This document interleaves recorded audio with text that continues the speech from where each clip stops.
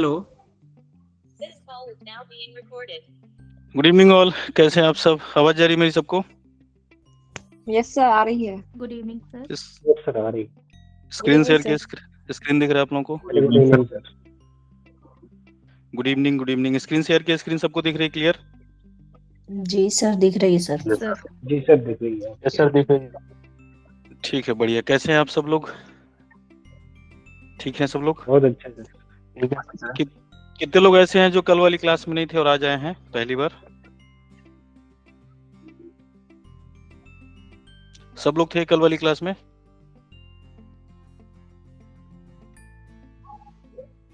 जी sir, लगभग सब लोग। ठीक है, यस सर। तो कल Yes. से संख्या आज कम है बाकी लोगों की। कौन शिवानी गौतम नाम से जुड़े हुए हैं? कौन नहीं था कल? जी सर। हाँ बताइए, अपने बारे में बताइए। जी सर, क्या मैं नाम नहीं है था आपका? जो शिवानी गौतम के नाम से आईडी है। नाम बताइए अपना। जी, मेरा नाम कौशल कुमार है और एजुकेशन मेरा सब्जेक्ट है। कौशल कुमार। कहाँ से हैं कौशल? मैं यहाँ से अलीगढ़ अलीगढ़ से से। हैं। कहाँ से किया पीजी आपने? पीजी कहाँ से कर रहे हैं? ये एमएड मतलब एपियरिंग में है, डी कॉलेज अलीगढ़। ओके, ठीक है, गुड। और कोई जो कल नहीं थे जिन्होंने अपना इंट्रो नहीं दिया है? बाकी सब लोग थे कल? ठीक है, तो कल कुछ बेसिक चीजों के बारे में हम लोगों ने बात किया था और नेट जेआरएफ को लेकर के कुछ चीजों पे बात किया था। आज हमने बोला था कि सिलेबस पे बात करेंगे कि नेट जेआरएफ की तैयारी को लेकर के क्या सही रणनीति हो। इस पे कल हमने जो बात किया था ओरिएंटेशन क्लास 1 था, आज आपका 2 है, जिसमें हम सिलेबस को लेकर के डिस्कशन करेंगे और ये जानेंगे कि आगे की जो हम तैयारी शुरू करने वाले हैं उसमें सिलेबस को लेकर के हमारा क्या अप्रोच होगा। केशव, आपने हैंड रेज किया, कुछ पूछना चाहते हैं? नो सर, मिस से हो फिर गया। दोबारा उसी पे क्लिक कीजिए, बंद हो जाएगा। ठीक है, मैंने आप लोगों को कल बताया था कि किसी भी एग्जाम में दो चीजें मोस्ट इंपॉर्टेंट रोल प्ले करती हैं। एक होता है आपका सिलेबस और दूसरा होता है प्रीवियस ईयर के क्वेश्चन पेपर। ठीक है, सिलेबस से हमें ये पता चलता है कि क्या पूछा जाएगा परीक्षा में और प्रीवियस ईयर क्वेश्चन पेपर से ये पता चलता है कि कैसे पूछा जाएगा, सवाल कैसे पूछे जाएंगे। ये सिर्फ नेट जेआरएफ की तैयारी के लिए नहीं स्ट्रेटजी है, ये बाकी सारे कॉम्पिटिटिव एग्जाम के लिए भी सेम यही स्ट्रेटजी है। चाहे यूपीएससी की तैयारी हो, पीसीएस की तैयारी हो या बाकी कोई भी आईबीपीएस, एसएससी, कोई भी वनडे एग्जाम हो, तो वहां से ये पता चलता है। जैसे यूजीसी नेट जो पेपर आपके पेपर 1 और पेपर 2 हैं, तो उसका बाकायदा सिलेबस दिया हुआ है, एनटीए ने सिलेबस इशू किया हुआ है। वो सिलेबस मैंने शेयर किया आप लोगों को ग्रुप में और बोला था उसको पढ़ के आइएगा। तो आप देखेंगे सिलेबस में पेपर 1 में टोटल 10 यूनिट हैं। ठीक है, अब 10 यूनिट, हर यूनिट से आपके 5 क्वेश्चन पूछे जाते हैं, 5 सवाल पूछे जाते हैं। तो जो सिलेबस दिया हुआ है उस सिलेबस में क्या क्या टॉपिक हैं आपको ये पता चलता है कि जो टीचिंग एप्टीट्यूड है या पीपल डेवलपमेंट और एनवायरनमेंट वाला यूनिट है या डेटा इंटरप्रिटेशन का यूनिट है, तो उसमें क्या क्या चीजें दी हुई हैं। एक तो ये हो गया, तो इससे आपको ये पता चलता है कि उसमें क्या पूछा जाएगा। जैसे कंप्रिहेंशन में दिया हुआ है कि आपका एक पैसेज होगा और उस पैसेज के माध्यम से इस बात की जांच की जाएगी कि स्टूडेंट का, एस्पिरेंट का समझने की क्षमता क्या है, उसकी मेंटल एबिलिटी क्या है। ठीक है, अब कंप्रिहेंशन के सवाल सिर्फ नेट जेआरएफ में तो पूछे नहीं जाते हैं, यूपीएससी में भी पूछे जाते हैं, सीसेट में पूछे जाते हैं, बाकी मैनेजमेंट के जो एग्जाम होते हैं, कैट के एग्जाम होते हैं, वहां भी कंप्रिहेंशन के सवाल पूछे जाते हैं। लेकिन वो कंप्रिहेंशन किस तरह का आएगा, कैसे पूछा जाएगा, ये कहाँ से पता चलेगा? ये प्रीवियस ईयर के क्वेश्चन पेपर से पता चलेगा। तो जब भी आप कोई एग्जाम की प्रिपरेशन करने जा रहे हैं, जैसे कल मैंने आपको बताया था कि नेट जेआरएफ का एग्जाम कितना टफ है, 8 से 9% सक्सेस रेशियो है, जिसमें 0.77 जेआरएफ होता है। लगभग 99% लोगों का जेआरएफ नहीं हो पाता इस एग्जाम में। उसके पीछे रीजन वही है कि पेपर 1 को लेकर के ठीक अप्रोच नहीं होना, पेपर 1 को हल्के में लेना। नेट जेआरएफ के जो स्टूडेंट हैं वो थोड़े कम सीरियस हैं, ये भी एक इम्पोर्टेंट फैक्ट है इसमें। तो जब इतना एग्जाम कॉम्पिटिटिव है तो आपका जो प्रिपरेशन करने का तरीका होगा वो क्या होना चाहिए? वो सही गाइडेंस हो और राइट स्ट्रेटजी हो, तभी उसको आप कर पाएंगे। ठीक है, और सही गाइडेंस या राइट स्ट्रेटजी इन्हीं रास्ते से होकर के जाता है कि सिलेबस को लेकर के आपका क्या अप्रोच होना चाहिए, प्रीवियस ईयर क्वेश्चन को लेकर के क्या अप्रोच होना चाहिए। यहीं से आपकी चीजों के बारे में पता चलता है कि सवाल कहाँ से आएंगे, कैसे पूछे जाएंगे। ठीक है, तो एक एस्पिरेंट के लिए जरूरी है कि वो सिलेबस को ठीक तरीके से समझे। सिलेबस में जो चीजें, जो टॉपिक्स दिए हुए हैं वो तो है ही हैं, लेकिन उन टॉपिक को एक बेसिक कॉन्सेप्ट से समझने के लिए, क्योंकि सवाल तो बेसिक कॉन्सेप्ट से पूछे जाएंगे, बुनियादी समझ क्या है उस विषय को लेकर के आपने चीजों को सिर्फ समझा है कि रट्टा लगाया है। क्योंकि जो नेशनल एलिजिबिलिटी का टेस्ट है उसमें उनको ऐसे टीचर चाहिए जो रट्टा लगाने वाले ना हो, बल्कि समझदार हो, जो आगे जाकर के स्टूडेंट को पढ़ा पाए। क्यों? क्योंकि सरकार आपको जेआरएफ के थ्रू स्कॉलरशिप भी देगी, और स्कॉलरशिप ऐसे लोगों को क्यों दिया जाए जिनका फ्यूचर ही नहीं है टीचिंग में, जिनके अंदर एप्टीट्यूड ही नहीं है पढ़ाने की। तो लगभग 40 से 45 हजार रुपए पर मंथ सरकार अगर आपको दे रही है तो वो तो देखेगी कि आपके अंदर योग्यता है कि नहीं है, इसलिए भी एग्जाम कंडक्ट किया जाता है। ठीक है, तो आज हम ये समझेंगे कि सिलेबस को लेकर के, नेट जेआरएफ के सिलेबस को लेकर के क्या अप्रोच होना चाहिए और कैसे हम आगे क्लास में यूनिट वाइज वो अप्रोच को अडॉप्ट करने वाले हैं। ठीक है, तो आप लोग तैयार हैं इसके लिए?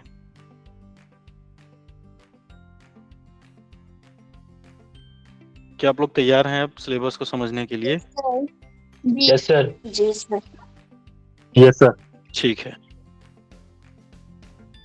सिलेबस पढ़ के आए आप लोग जो शेयर किया था मैंने ग्रुप में? डीएस एकेडमी का ब्रोशर शेयर किया मैंने, उसी में सिलेबस है, हिंदी और इंग्लिश दोनों में ही है। जो ब्रोशर आपको शेयर किया गया एक तो ओनली इंग्लिश में है और एक हिंदी और अंग्रेजी दोनों माध्यम में रखा गया है ताकि सारे विद्यार्थियों को सहूलियत हो। कर्ण कुमार, आप स्क्रीन शेयर कर रहे हैं, पढ़ाना चाहते हैं या गलती से हो गया? पॉज कर दीजिए, आपका पूरा मोबाइल सबको दिख रहा है। हाँ, इस ऑनलाइन क्लास में सतर्क रहना, अगर आप स्क्रीन शेयर करेंगे तो पूरा मोबाइल सबको दिखेगा। तो अगर आप दिखाना चाहते हैं तो शेयर कर सकते हैं। ठीक है, तो ये वाला ब्रोशर शेयर किया था मैंने, जिसमें कुछ इंपॉर्टेंट चीजों को मैंने खुद से ही लिखा था ताकि आपको समझने में दिक्कत ना आए। कल हमने एनालिसिस, सबका इन्होंने कर्ण कुमार ने किया, फिर हमारा डिस्प्ले चला गया। तो ऑनलाइन क्लास में थोड़ा सा आप लोग सतर्क रहिए, बटन वगैरह ध्यान से यूज करिए। ठीक है, और हेडफोन लगा के क्लास करिए आप लोग ताकि ठीक तरीके से मेरी बात सुन पाए। टेबल चेयर पे बैठ के क्लास करनी है। कुछ लोग सो करके क्लास करते हैं तो ऑप्टिमम नहीं समझ पाएंगे। वो ऑप्टिमम समझते हैं आप लोग? कम्युनिकेशन की जब क्लास करेंगे तो मैं समझाऊंगा आपको, कम्युनिकेशन में है पूरा आपके सिलेबस में ये। ऑप्टिमम का मतलब इफेक्टिव कम्युनिकेशन से है। अब दिख रहा होगा सबको स्क्रीन? जी सर जी सर, दिख रहा है। ठीक है, तो ये है सिलेबस जो एनटीए ने शेयर किया हुआ है। मैंने आपको पिछली क्लास में बताया था कि इस बार सिलेबस अब बदलने की पॉसिबिलिटी नहीं के बराबर है। अगर वो बदलेंगे भी तो क्या होगा, दिसंबर वाले में आएगा, इस वाले में नहीं आएगा। ठीक है, तो इस बार आप लोग धूमधाम से इसी सिलेबस पे तैयारी करिए, कोई दिक्कत वाली बात नहीं है। ये एक वजह भी थी जिसकी वजह से मैंने क्लास थोड़ा लेट से ही शुरू किया था। मैंने सोचा कि जो अपडेट आना हो आ जाए ताकि आप लोगों तक दुरुस्त सूचना पहुंचे, गलत ना पहुंचे। ठीक है, तो सिलेबस का इंग्लिश वाला मैंने ओपन कर रखा है क्योंकि इंग्लिश वाला ही प्राइमरी होता है। मैं आप लोगों को कुछ जो प्रोस्पेक्टस मैंने शेयर किया था, देखा आप लोगों ने? जो एनटीए ने प्रोस्पेक्टस इशू किया था 2023 में, वो शेयर किया था ग्रुप में मैंने। कुछ लोगों ने परसेंटाइल वाला मांगा था, पेज नंबर भी मेंशन किया था कि पेज 23-24 पे है। देखा आप लोगों ने उसको? नहीं देखा? यस सर, देख रहे थे। तो रिसर्च और टीचिंग में जाना है तो पढ़ने की आदत डाल लीजिए आप लोग। और एक टीचर के लिए, एक रिसर्च स्कॉलर के लिए सबसे बड़ी चीज ये होती है कि हमेशा वो प्रमाणिक स्रोत यूज करता है। तो प्रमाणिक स्रोत यूज करने के लिए, ऑथेंटिक सोर्स यूज करने के लिए आप लोगों को क्या होना पड़ेगा? लॉजिकल होना पड़ेगा, तार्किक होना पड़ेगा, ताकि जब भी कोई बात कहे तो आप उसको तर्क की कसौटी पे कस पाए कि वो बात ठीक है कि गलत है। ठीक है, और उसका निर्धारण कर पाए कि बात कितने हद तक सही है। क्योंकि एक टीचर या रिसर्च स्कॉलर अगर गलत सूचना लेगा तो बाकी स्टूडेंट कम्युनिटी में भी क्या जाएगा? गलत ही सूचना जाएगा। तो ये क्या है, एक आदत है जो धीरे धीरे डेवलप होती है। ठीक है, तो अब से आप लोग ये अपने अंदर लेकर के आइए। नेट जेआरएफ तो निकालना ही है, साथ में एक अच्छा प्रोफेसर भी बनना है, एक अच्छा रिसर्च स्कॉलर भी बनना है, और उससे बढ़ के एक अच्छा व्यक्ति बनना है। तो मैंने बोला कि इस क्लास में सेम वही सोर्स यूज किए जाएंगे जो एनटीए देता है, ना कोई मीडिएटर नहीं होगा। हम लोग डायरेक्ट सोर्स पे जाएंगे और वहां से सीखेंगे। जैसे हमें कुछ सीखना होगा तो हम सीधे समाज से सीखेंगे, ना कि किसी किताब से। ठीक है, तो किताबों का महत्व कम रहेगा, सीधे व्यक्ति और समाज का महत्व ज्यादा रहेगा इस क्लास में, ताकि आप लोग प्रैक्टिकल नॉलेज ले पाए। लिखा है द मेन ऑब्जेक्टिव, सबसे ऊपर तो क्या लिखा हुआ, सबसे ऊपर वाला देख लीजिए आप लोग, लिखा है UGC grand commission net bureau syllabus, और सिलेबस क्या है, general paper on teaching and research aptitude. कल जो पूछ रहे थे कि सर आपने टीचिंग और रिसर्च एप्टीट्यूड ही बोला, तो बाकी यूनिट कौन पढ़ाएगा, तो मैंने बताया कि ये पेपर 1 जो है इसका नाम ही है क्या, टीचिंग और रिसर्च एप्टीट्यूड, और इसमें कितने यूनिट है, 10 यूनिट है, और ये सारा पढ़ना होता है आपको। शिक्षण और शोध, अभिवृत्ति, अभियोग्यता, अभिक्षमता, कई सारे हिंदी में अनुवाद किए गए हैं, लेकिन आप लोगों को इंग्लिश वाला ही प्रीफर करना है। अगर आप परीक्षा में जाकर के इंग्लिश वाले क्वेश्चंस नहीं पढ़ते हैं तो मतलब आपके 3 से 4 सवाल गलत होंगे, ये लिख करके रख लीजिए। तो इस क्लास को करने के बाद आप लोग ठीक ठाक इंग्लिश वाले क्वेश्चन पढ़ेंगे और उसको समझ पाएंगे, ऐसी आपके अंदर टेंडेंसी आ जाएगी, ठीक है। क्योंकि एनटीए ने जो प्रोस्पेक्टस मैंने शेयर किया हुआ है उसमें क्लियर वर्ड में लिख रखा है, अगर कोई एम्बिग्विटी आती है इंग्लिश और हिंदी में तो वो केवल इंग्लिश वाला ही रिफर करेंगे, हिंदी वालों को भाव ही नहीं देंगे। जैसे यूपीएससी में भी सेम होता है, यूपीएससी जैसी शीर्ष परीक्षाओं में जब पेपर के अनुवाद करने में त्रुटि हो सकती है तो नेट जेआरएफ की क्या ही कहने। स्टील प्लांट का यूपीएससी में अनुवाद किया था लौह पौधा, लौह पौधा समझ रहे हैं आप लोग, स्टील का कर दिया लोहा और प्लांट का कर दिया पौधा, मतलब लोहे का पौधा कर दिया था। और एक बार तो सविनय अवज्ञा आंदोलन को असहयोग आंदोलन में, सिविल डिसओबीडियंस को कर दिया उन्होंने असहयोग आंदोलन। अब जो अनुवाद ही गलत हुआ है और हिंदी मीडियम वाला बच्चा जो हिंदी में पढ़ेगा तो उसका सवाल तो ऐसे ही गलत हो जाएगा। एक सवाल गलत होने का मतलब आप लोग समझ रहे हैं, परीक्षा से बाहर एक सवाल, पॉइंट में लोगों के जेआरएफ नहीं हुए हैं, पिछले बैच के स्टूडेंट का पॉइंट्स में नंबर कम है और जेआरएफ नहीं हुआ है। अब समझ रहे हैं एक एक क्वेश्चन कितना इंपॉर्टेंट है आपके लिए। लेकिन केवल हिंदी में पढ़ेंगे तो दिक्कत है, क्योंकि हिंदी का जो क्वेश्चन पेपर आपके सामने आता है वो अनुवाद होकर के आता है इंग्लिश वाले का, ठीक है। तो अभी भी हम मानसिक रूप से अंग्रेजों के गुलाम बने हुए हैं, मूल रूप से हिंदी में पेपर नहीं बना पाते हिंदी वालों के लिए। पेपर 1 में दिक्कत है, हिंदी साहित्य का जिसका सब्जेक्ट है वो तो हिंदी में आएगा ही, तो इंग्लिश का पेपर क्या करते हैं, ट्रांसलेट करते हैं, और ट्रांसलेट होने में, अनुवाद होने में गलती होने की संभावना रहती है। लेकिन एनटीए ने सीधे सीधे लिख करके प्रोस्पेक्टस में अपना पिंड छुड़ा लिया है कि अगर हिंदी वाले में कोई गलती पाई गई तो हम सिर्फ अंग्रेजी वाले को ही देखेंगे, हिंदी वाले से हमारा कोई लेना देना नहीं, ऐसे लिखा हुआ उन्होंने। आप लोग देखना चाहते हैं, दिखा दूं अभी या बाद में कभी दिखा देंगे, बताइए क्या राय है आप लोगों की, आगे बढ़े। अरे इस क्लास दिखा दीजिए सर। इस क्लास आगे बढ़े सर। इस क्लास में इंटरेक्टिव रहना है, चुपचाप नहीं बैठे रहना है। इंटरेक्टिव समझ रहे हैं आप लोग, 1 वे 2 वे कम्युनिकेशन होना चाहिए, 1 वे नहीं होना चाहिए। दिखा देंगे आप लोगों को। हाँ तो देखिए क्या सिलेबस में लिखा हुआ, the main objective is to access the teaching and research capabilities. Capabilities का मतलब कि पढ़ाने की और शोध करने की क्या क्षमता है आपके अंदर, कैपेसिटी की बात कर रहा है, क्षमता की बात कर रहा है of the candidate. Main objective का मतलब प्रमुख उद्देश्य, कि इस पेपर को कराने का, जो पेपर 1 कराने का मूल मेन ऑब्जेक्टिव है, मूल उद्देश्य है, वो ये है कि जो कैंडिडेट है उसकी शिक्षण करने की और शोध करने की क्षमता कितनी है इसका पता लगाया जा सके। सवाल ये उठता है कि ये इन्होंने टीचिंग और रिसर्च ही क्यों लिखा है जबकि इसमें 10 यूनिट है। इस सवाल पे कोई विचार नहीं करता। आप सबको ये पता है कि नेट जेआरएफ की परीक्षा देने के बाद आप 2 चीजें कर सकते हैं। नेशनल एलिजिबिलिटी टेस्ट, किसकी एलिजिबिलिटी है ये, असिस्टेंट प्रोफेसर की मिनिमम एलिजिबिलिटी है, MA प्लस नेट होना चाहिए आपका। बीच में इन्होंने PhD मैंडेटरी किया था, फिर हटा दिया इन्होंने, ठीक है। तो नेट करने के बाद क्या बनेंगे आप, असिस्टेंट प्रोफेसर, या इसके अलावा क्या करेंगे, PhD रिसर्च स्कॉलर बनेंगे, क्योंकि MPhil तो हटाया जा चुका है, ठीक है। तो अगर आप असिस्टेंट प्रोफेसर बनेंगे तो क्या करेंगे, टीचिंग करेंगे, और अगर आप PhD रिसर्च स्कॉलर बनेंगे तो आप रिसर्च करेंगे। तो बेसिक मोटिव इस पेपर का ये है कि स्टूडेंट के अंदर शिक्षण और शोध करने की कितनी क्षमता है, इस बात की पड़ताल करना, इस बात का एक्सेसमेंट करना, इस बात का मूल्यांकन करना, ठीक है। पहली लाइन देखिए, नॉर्मली क्या होता है ना कि हम चीजों को पढ़ते हैं लेकिन वो क्या कहना चाह रहा है ये समझते नहीं है। शिक्षा का मूल उद्देश्य ही यही है, the basic objective of the education is that to finding out crux, क्या कहना चाह रहा है वो। एक जो हम कहते हैं और जो हम कहना चाहते हैं उसमें जमीन आसमान का अंतर होता है। एक शिक्षक या एक शोधार्थी जो होता है वो सिर्फ लाइन को नहीं पढ़ता है, बल्कि उस लाइन में क्या निहितार्थ है, क्या तात्पर्य है उसका, उसको समझता है। ठीक है, तो आपको सिर्फ वर्ड्स नहीं पढ़ना है, आपको बिटवीन द वर्ड्स पढ़ना है कि ये वर्ड्स लिखने के पीछे का क्या ऑब्जेक्टिव है। जिस दिन आप इस पूरे पैराग्राफ को अच्छे से समझ जाएंगे तो आपकी आधी तैयारी ऐसे ही हो गई। फिर आपको पता चलेगा कि यूनिट पढ़ते समय किन किन चीजों का ध्यान रखना है। ठीक है, द टेस्ट एम्स, इस परीक्षा का उद्देश्य क्या है? Accessing the teaching and research aptitude as well, candidates are expected to possess or exhibit cognitive abilities.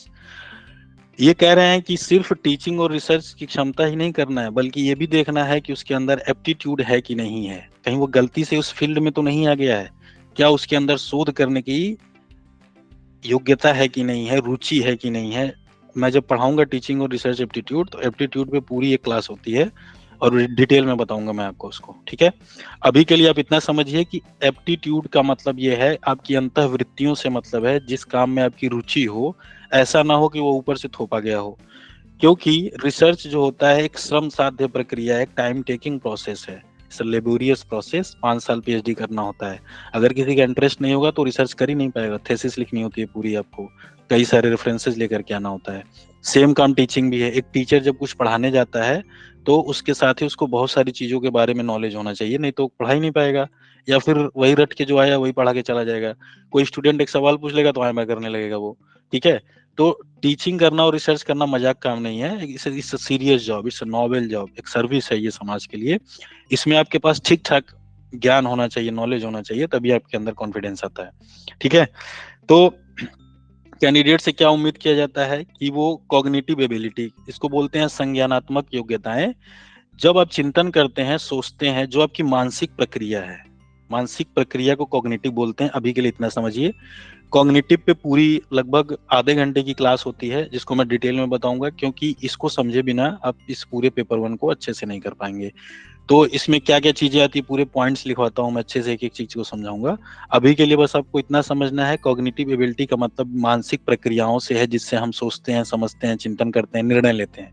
ठीक है, तो कॉग्निटिव एबिलिटी से विच इंक्लूड, जिसमें क्या क्या शामिल है, जिसमें कंप्रीहेंशन, कंप्रीहेंड कर लेना, किसी चीज को समझ लेना। ठीक है, तो वो कैसे होता है, वो मानसिक प्रक्रिया है, समझने की प्रक्रिया एक मानसिक प्रक्रिया है। जो व्यक्ति जितना ही अच्छे से चीजों को समझता होगा, जितना ही चिंतन करेगा, उतना ही वो तार्किक होगा, उतना अच्छे से वो चीजों को समझ पाएगा। एनालिसिस करना, विश्लेषण करना चीजों का। संश्लेषण और विश्लेषण 2 चीजें होती है। मैंने कल आपको क्या बताया कि जब कोई बड़ी चीज है तो उसको क्या करना है, छोटे छोटे टुकड़ों में करके समझना है। विश्लेषण करने का मतलब यही होता है कि चीजों को छोटे छोटे चीजों में करके समझना और फिर समग्रता में समझना कि उसका मतलब क्या होता है। इवेल्युएशन करने का मतलब मूल्यांकन करना, उसका, उसके मूल्यों का अंकन करना, किसी के इवेल्युएट करना, जैसे कि सीबीसीएस है, ट्वाइस बेस्ड क्रेडिट सिस्टम, पढ़ेंगे आप लोग, आपके सिलेबस का पार्ट है। शिक्षण प्रक्रिया में क्या होता है, एक टीचर होता है। टीचर क्या करता है, स्टूडेंट को पढ़ाएगा। ठीक है, क्या पढ़ाएगा, कुछ टॉपिक, कुछ ज्ञान, कोई तथ्य, कोई विचार, कोई फैक्ट्स होगा, उसको पढ़ाएगा। और ये जो प्रक्रिया होगी किसमें होती है, एक इन्वायरमेंट में होती है, जिसको बोलते हैं टीचिंग लर्निंग प्रोसेस। ठीक है, पूरा सारे यूनिट आपको ऐसे ही ग्राफ बना के बता दूंगा मैं। आपको क्या करना है, ग्राफ देखना और क्वेश्चन टिक मारना, सही हो जाएगा। जब आपका कॉन्सेप्ट क्लियर होगा ना, तो परीक्षा में कितना भी घुमा के पूछेगा आप लोग कर पाएंगे। स्टूडेंट का बेसिक कॉन्सेप्ट ही नहीं क्लियर होता है, उसे पता नहीं होता, वो चीजों को ऐसे ही बस पढ़ा हुआ है, समझ में नहीं आया, पढ़ा हुआ किताबों से या कहीं सुना हुआ है। फिर क्वेश्चन क्या आ रहा है, बेसिक कॉन्सेप्ट पे पूछ रहा है, उसका बेसिक कॉन्सेप्ट क्लियर ही नहीं है। मैंने कल आपको बताया बेसिक कॉन्सेप्ट में सबसे पहला सवाल यही कि क्यों, कोई चीज क्यों है। जब आप वाई वाला सवाल पूछते हैं तब आपको पता चलता है कि उसका बेसिक कॉन्सेप्ट क्या है। जैसे हमने वाई किया कि why teaching and research aptitude, तो पता चला कि इसमें असिस्टेंट प्रोफेसर और रिसर्च में ही जाएंगे, इसलिए बेसिक यही है। ठीक है, अब इसमें हम देखेंगे understanding the structure of arguments. Arguments का मतलब क्या हुआ, तर्क करना। तर्क करने की पूरी एक प्रक्रिया होती है। भारत काल से तर्क शास्त्र रहा है, धीरे धीरे आते ही तर्क करने की परंपरा खत्म होती गई, अंधभक्त होते गए ज्यादा। अंधभक्त होने का मतलब कि मैं कह रहा हूँ इसलिए किसी चीज को मान लेना। और तर्क करने की प्रक्रिया ये कहती है कि जब तक कोई चीज तर्क की कसौटी पे खरी नहीं उतरेगी, हम नहीं मानेंगे, चाहे वो साक्षात भगवान ही आकर के क्यों ना कहें। तो एक शिक्षार्थी के अंदर, एक टीचर के अंदर ये योग्यता होती है कि वो चीजों को तर्क की कसौटी पे कसता है, आस्था के आधार पर, अंधविश्वास के आधार पर नहीं मानता है। और तर्क करना कोई एक दिन का काम नहीं है, ये एक प्रक्रिया है जिसके थ्रू आपको गुजरना पड़ता है। सुकरात ने इसी तर्क करने की पद्धति के आधार पे किया था, जिनको जहर का प्याला दे दिया गया था, क्योंकि जितनी भी उन्हें तर्क करने वालों से दिक्कत है, उन्हें सवाल करने वालों से दिक्कत है, उन्हें सोचने वालों से दिक्कत है, उन्हें मूर्ख लोगों की चाहिए। क्योंकि सत्ता के शीर्ष पे जो लोग बैठे होते हैं उन्हें ये पता है कि उन्हें सबसे ज्यादा जो डर है वो तार्किक लोगों से है, क्योंकि तार्किक लोग जब सवाल पूछेंगे और वो जवाब नहीं दे पाएंगे तो उनका डर खत्म हो जाएगा, और डर से ही साम्राज्य चलता है। ये महिलाओं को शिक्षित नहीं करने का एक बड़ा कारण यही था। प्राचीन भारत काल में जो महिलाओं को घर की चारदीवारी में बंद किया गया, तो उसके पीछे बड़ा कारण यही था कि शिक्षित हो जाएगी तो सवाल पूछेगी, सवाल करेगी, तर्क करेगी। और तर्क करने वाली लड़कियां कहाँ अच्छी मानी जाती हैं? लड़कियों को गऊ होना चाहिए, जिस खूटे में बांध दिया जाए उसी के आसपास मटराए, सवाल ना पूछे। ऐसे ही बाकी कम्युनिटीज के साथ किया गया। तो तर्क करने के बाद व्यक्ति जो होता है, जब आपको पता होगा ना तर्क कैसे करते हैं, तर्क की पूरी प्रक्रिया क्या होती है, स्ट्रक्चर ऑफ आर्गुमेंट क्या होता है, प्रत्यक्ष प्रमाण, और उसपे जितनी सारी चीजें होती है उसपे हम पूरे डिटेल में पढ़ेंगे, भारतीय तर्क शास्त्र को पढ़ेंगे। तो जब तर्क करने की प्रक्रिया आपको पता चलेगी तो फिर आप सामने वाला आपको गलत तरीके से नहीं कुछ बता पाएगा। क्योंकि अब तर्क की कसौटी पे कसेंगे चीजों को, फिर मानेंगे उसको। डॉक्टर भीमराव अंबेडकर ने इसीलिए शिक्षा को लेकर के स्टेटमेंट बोला था कि शिक्षा वो शेरनी का दूध है जिसको व्यक्ति पीने के बाद दहाड़ने लगता है। तो दहाड़ने का मतलब कि अब व्यक्ति तो शेर की तरह दहाड़ नहीं पाएगा, तार्किक होने से ही है, सवाल पूछने से ही है। कि आप क्वेश्चन पूछेंगे कि क्यों कर रहे हो आप ऐसा, इससे किसका भला होगा, और सामने वाला आपको बहला फुसला नहीं पाएगा। ठीक है, तो एक टीचर को, एक रिसर्च स्कॉलर को तर्क कैसे करना है, ये एक प्रक्रिया है, पूरी एक पद्धति है, पूरा इसका शास्त्र रहा है, और इसको हम लोग पढ़ेंगे, तर्क करने की पूरी प्रक्रिया को समझेंगे। और धीरे धीरे जब आप क्लासेस करेंगे 10 दिन 15 दिन, और क्लासेस में कॉन्सेप्ट्स को समझेंगे तर्क करने की, तो आप खुद एक तर्क करने की स्थिति में आ पाएंगे। ठीक है, डिडक्टिव और इंडक्टिव आगमनात्मक और निगमनात्मक विधि होती है, जिसमें top to bottom, bottom to top जो रिसर्च होता है, एक से सिद्धांत से व्यवहार की तरफ जाना और व्यवहार से सिद्धांत की तरफ जाना। तो ज्ञान की जो प्रक्रिया है वो दरअसल व्यवहार से सिद्धांत की तरफ जाती है। व्यवहार का मतलब कि सामान्य जीवन में जो हम ऑब्जर्वेशन करते हैं उसी को सैद्धांतिकृत कर देते हैं, फिर वो सिद्धांत बन जाता है। ठीक है, जैसे न्यूटन ने पहले देखा कि पेड़ के नीचे बैठा हुआ था और सेब गिरा नीचे, तो न्यूटन ने सोचा कि ये नीचे ही क्यों गिरा, दाएं बाएं क्यों नहीं चला गया, ऊपर क्यों नहीं चला गया।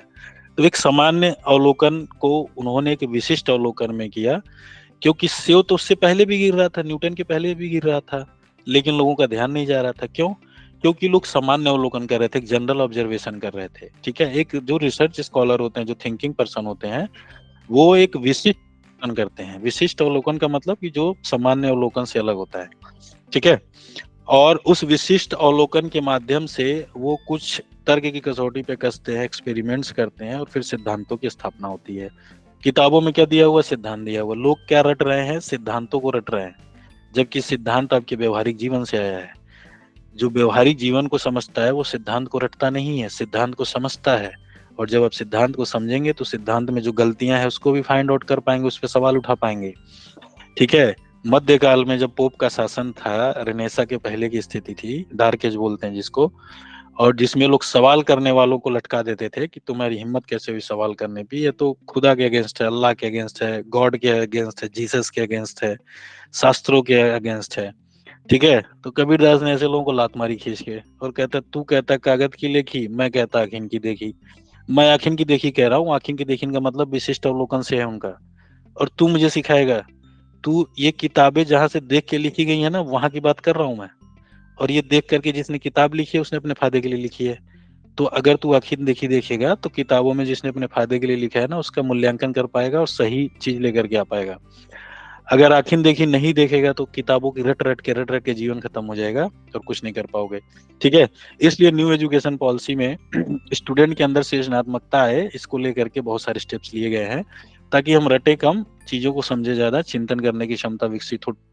ट्रेनिंग से रिलेटेड चीजें डाली गई हैं ताकि आप सिर्फ किताबों को ना रटें, बल्कि चीजों को करके सीखें, लर्निंग बाय डूइंग करें, जो कि जॉन डेवी का स्टेटमेंट है। ठीक है, तो ये है। अब इसमें देखिए क्या है, ये जस्ट एक एक वर्ड है, और एक वर्ड जो है क्या है, ये व्याख्या सापेक्ष है। अगर आप इन वर्ड्स का मीनिंग नहीं समझेंगे, अर्थ नहीं समझेंगे, तब तक आपके लिए क्या है, सिर्फ वर्ड ही है ये, इसका बहुत ज्यादा आपको यूटिलाइजेशन नहीं कर पाएंगे। तो इन्हीं चीजों को समझना होता है ठीक तरीके से। The candidates are also expected to have a general awareness about teaching, learning process in higher education system.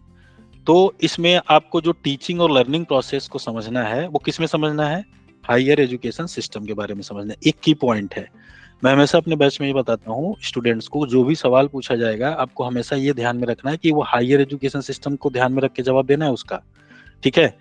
तो टीचिंग से रिलेटेड, रिसर्च से रिलेटेड जितने भी सवाल पूछे जाएंगे सब के सब हायर एजुकेशन सिस्टम को ही ध्यान में रखना है, उच्च शिक्षा प्रणाली, क्योंकि जो रिसर्च आप करेंगे या असिस्टेंट प्रोफेसर बनेंगे it's a part of higher education system, ठीक है। तो जो मिनिस्ट्री ऑफ एजुकेशन है, शिक्षा मंत्रालय है, जिसका पहले नाम था MHRD, ministry of human resource and development, बाद में जिसे मोदी जी ने, माननीय प्रधानमंत्री मोदी जी ने क्या कर दिया, शिक्षा मंत्रालय कर दिया। और शिक्षा मंत्रालय के दो विभाग हैं, एक हायर एजुकेशन सिस्टम को देखता है और एक प्राइमरी एजुकेशन और जूनियर एजुकेशन को देखता है। तो आपके जो क्वेश्चन पूछे जाएंगे किससे रिलेटेड रहेंगे, या हायर एजुकेशन सिस्टम से रहेंगे। जब भी आप क्वेश्चन अटेम्प्ट करेंगे तो इस बात का ध्यान रखेंगे कि ये हायर एजुकेशन को ध्यान में रख करके ही जवाब देना है, क्योंकि जो 4 ऑप्शंस आते हैं उसमें से कुछ ऑप्शन ऐसे रहेंगे जो नीचे वाले एजुकेशन सिस्टम से रहेंगे, वो देखना चाहते हैं आपको पता है कि नहीं है, ठीक है। फर्दर इसके अलावा they should be aware of interaction between people. जब मैं आपसे कहता हूँ कि क्लास में कुछ पूछा जाए तो बोलना है, मतलब क्या है, इंटरेक्टिव होना चाहिए क्लास, ठीक है। आपको कुछ समझ में नहीं आया तो आप मुझसे पूछ सकते हैं, ठीक है। बहुत अर्जेंट है तुरंत पूछ सकते हैं, नहीं तो क्लास के बाद पूछ सकते हैं लास्ट में। लेकिन जब मैं कुछ पूछूं तो माइक ऑन करके आपको क्या करना है, रिप्लाई करना है, क्योंकि क्लास कैसा होना चाहिए, इंटरेक्टिव होना चाहिए। टीचिंग लर्निंग प्रोसेस, जो आपने ये देखा ना लर्निंग प्रोसेस, इसे टू वे कम्युनिकेशन, जब कम्युनिकेशन पढ़ेंगे तो मैं बताऊंगा आपको उसमें। टू वे कम्युनिकेशन का मतलब ये हुआ कि एक दूसरे से आप संवाद कर रहे हैं, तब जाके आप चीजों को समझ पाएंगे। सुकरात इसी को डायलेक्टिकल मेथड कहते थे, कि गुरु और शिष्य बैठे हुए हैं और आपस में संवाद कर रहे हैं, और उसमें थेसिस, एंटीथेसिस, फिर लास्ट में सिंथेसिस, और फिर ज्ञान की एक नई परंपरा उसमें आ रही है। यही प्रक्रिया रही है। मार्क्स ने सभ्यता का विकास इसी से बोला हुआ है, द्वंद्वात्मक के माध्यम से। द्वंद्व होना बहुत जरूरी है, ठीक है। और इसमें क्या पढ़ना है, इन्वायरमेंट पढ़ना। आपको बताया था कि इन्वायरमेंट अब सब परीक्षाओं में पूछा जाता है। यूपीएससी में इन्वायरमेंट का रोल ज्यादा है, यूपीपीसीएस में है। डेली लाइफ में इन्वायरमेंट का रोल बहुत ज्यादा है। विदाउट इन्वायरमेंट को समझे बहुत सारी चीजें कर ही नहीं पाएंगे।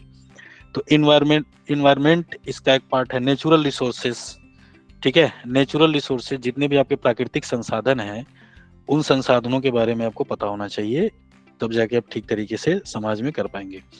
और उसमें सवाल किससे पूछा जाएगा, अप्लाइड क्वेश्चन पूछे जाते हैं। एक कीवर्ड आपको क्या बताया जब आप क्वेश्चन सॉल्व करते हैं, नंबर 1 कि जो भी सवाल पूछा जाएगा हायर एजुकेशन सिस्टम को ध्यान में रखना है। दूसरा सूत्र वाक्य आप लोग लिख लीजिए कि जितने भी सवाल पूछे जाएंगे इन्वायरमेंट से रिलेटेड या बाकी चीजों से रिलेटेड, तो वो अप्लाइड क्वेश्चन होंगे। अप्लाइड क्वेश्चन का मतलब होता है कि सिद्धांत नहीं पूछेगा वो, उसका पूछेगा अनुप्रयोग। अनुप्रयोग का मतलब कि जो डेली लाइफ में आप यूज करते हैं, ठीक है। जैसे पर्यावरण को लेकर के सामान्य जीवन पे क्या असर पड़ता है, पर्यावरण प्रदूषण अगर होगा तो समाज में उसका क्या असर पड़ेगा, किन किन चीजों से पर्यावरण प्रदूषण होता है, ठीक है। तो आपको ये ध्यान रखना है कि 2 चीजें होती हैं, एक होता है सिद्धांत और दूसरा होता है व्यवहार, ठीक है। तो जो सवाल पूछे जा रहे हैं कॉम्पिटिटिव एग्जाम्स में, सिर्फ नेट जेआरएफ पे नहीं, यूपीएससी और यूपीपीसीएस में भी। यूपीपीसीएस पहले बहुत फैक्चुअल क्वेश्चन पूछता था कि जब गांधी जी मरे थे तो अर्थी को कंधा देने के लिए आगे से कौन था, इस तरह के सवाल पूछता था, वाहियात टाइप के जिसका कोई मतलब नहीं था। लेकिन धीरे धीरे सवाल ऐसे आने लगे कि जो थिंकिंग प्रोसेस पे थे, जो प्रैक्टिकल लाइफ से थे। जैसे यूपीएससी सवाल पूछेगा तो किस तरह के लोग किताब पढ़ पढ़ के, एनसीईआरटी पढ़ पढ़ के गए, यूपीएससी में सवाल पूछा कि गांव में जब जानवर खेत में चरते हैं तो एक पक्षी उनके ऊपर बैठती है, बताइए उस पक्षी का नाम क्या है, ये सवाल पूछा। तो अब जो समाज में जो नहीं देखेगा चीजों को, उसको क्या पता, पढ़ते रहिए किताब, आएगा ही नहीं। तो व्यवहारिक ज्ञान, जिस ज्ञान की बात कबीर करते थे कि व्यवहारिक ज्ञान होना चाहिए, समाज से जुड़ा हुआ आपका ज्ञान होना चाहिए, उससे सवाल पूछता है। लोग क्या है, टफ है एग्जाम, किताब रटो, ये रटो वो रटो, नहीं निकलेगा। जब तक आपका बेसिक कॉन्सेप्ट नहीं क्लियर होगा और जब तक आपके नॉलेज को समाज के ज्ञान से नहीं जोड़ा जाएगा, तब तक आपका एग्जाम क्वालिफाई होने वाला नहीं है। परीक्षा टफ होती जाएगी और किसी भी तरह तुक्का बिड़ा के कर भी लेंगे तो आगे की परीक्षाएं नहीं कर पाएंगे, क्योंकि असिस्टेंट प्रोफेसर भी बनना है आगे जाकर के आपको, और भी बहुत सारे एग्जाम्स क्वालिफाई करना है, ठीक है। तो व्यवहार क्या होता है, व्यवहार का मतलब कि जो हम अपने जीवन में प्रयोग करते हैं जो जीवन में प्रयोग करते हैं, जिसको अप्लाइड बोलते हैं, जिसको अप्लाई करते हैं, ठीक है। जो प्रिंसिपल होता है उसको हम क्या करते हैं, अप्लाई करते हैं जीवन में। और जो आपके सवाल पूछे जाएंगे अप्लाइड पूछे जाएंगे। तो नंबर 1 कीवर्ड जो क्वेश्चन पूछे जाएंगे, हायर एजुकेशन सिस्टम को ध्यान में रखना है, उच्च शिक्षा प्रणाली को ध्यान में रखना है। नंबर 2 जो सवाल पूछे जाएंगे अप्लाइड पूछे जाएंगे, आपको ये ध्यान रखना है। जनरल टर्म्स बता रहा हूँ, उसके बाद यूनिट वाइज हर टॉपिक वाइज आपको बताऊंगा सवाल कैसे पूछे जाएंगे। और तीसरा आपको ध्यान में रखना है कि 2 चीजें होती हैं, एक चीज होती है जो हमारे कंट्रोल में होती है और दूसरी चीज होती है जो हमारे कंट्रोल में नहीं होती है। सामान्य बोलचाल की भाषा में क्या कहते हैं लोग, सामान्य बोलचाल की भाषा में कहते हैं कि ये मेरे हाथ में है और ये मेरे हाथ में नहीं है। गीता में क्या क्या गया है, कर्म एडेवा अधिकारस्ते मा फलेषु कदाचन, कि कर्म आपके हाथ में है, कर्म की चिंता करो, फल की चिंता मत करो, क्योंकि वो आपके हाथ में नहीं है। ठीक है, तो हमारे हाथ में क्या है, जैसे अब इन्वायरमेंट का मैं एग्जांपल लेता हूं, तो जो इन्वायरमेंट में सबसे जो मेजर फैक्टर्स है वो है पोल्यूशन, प्रदूषण। ठीक है, और प्रदूषण जल प्रदूषण हो सकता है, मृदा प्रदूषण, सॉइल पोल्यूशन हो सकता है, एयर पोल्यूशन हो सकता है, कुछ भी हो सकता है। ठीक है, लेकिन पोल्यूशन होने के 2 कारण हैं, इन्वायरमेंट डिग्रेडेशन के, जिसको बोलते हैं कि पर्यावरण निम्नीकरण। ठीक है, तो उसके 2 बेसिक रीजन है जिसकी वजह से पर्यावरण प्रदूषण होता है। एक होता है आपका नेचुरल प्राकृतिक कारण, ठीक है, और दूसरा होता है एंथ्रोपोजेनिक एक्टिविटीज या मैन मेड एक्टिविटीज बोलते हैं। तो ये आपके सिलेबस में है, इससे सीधे सवाल पूछा है जो आपके सिलेबस में है। जो मैं चीजें आपको करा रहा हूँ ना, इससे 2-3 सवाल आएगा जो बता रहा हूँ आपको। परीक्षा की तैयारी आपकी आज से शुरू हो गई है, आज से नहीं कल से ही शुरू हो गई है। और जितनी चीजें बताई जा रही हैं सारी आपको नोट करनी है। कैसे नोट करनी है इस क्लास में मैं बता देता हूँ। ये आपकी कॉपी है, ठीक है, कॉपी को यहाँ से ऐसे लाइन खींच लीजिए। जो मैं चीजें लिखवाऊंगा यहाँ पे लिखनी है। जैसे मैंने ये बनाया है पूरा टेबल चार्ट, मैं आपको सारी चीजें चार्ट फॉर्म फ्लो चार्ट में बताऊंगा, क्योंकि इससे समझने में आसानी होती है। जो ब्रोशर शेयर किया उसमें मैंने लिखा हुआ है कि टीचिंग की क्या क्या चीजें अप्लाई की जाएंगी इस क्लास में। तो जो मैं आपको लिखवा रहा हूँ यहाँ पे, जैसे ये बनवाया तो बनाना है इसको, ठीक है, जैसे बना रहा हूँ एज इट इज बनाइए इसको।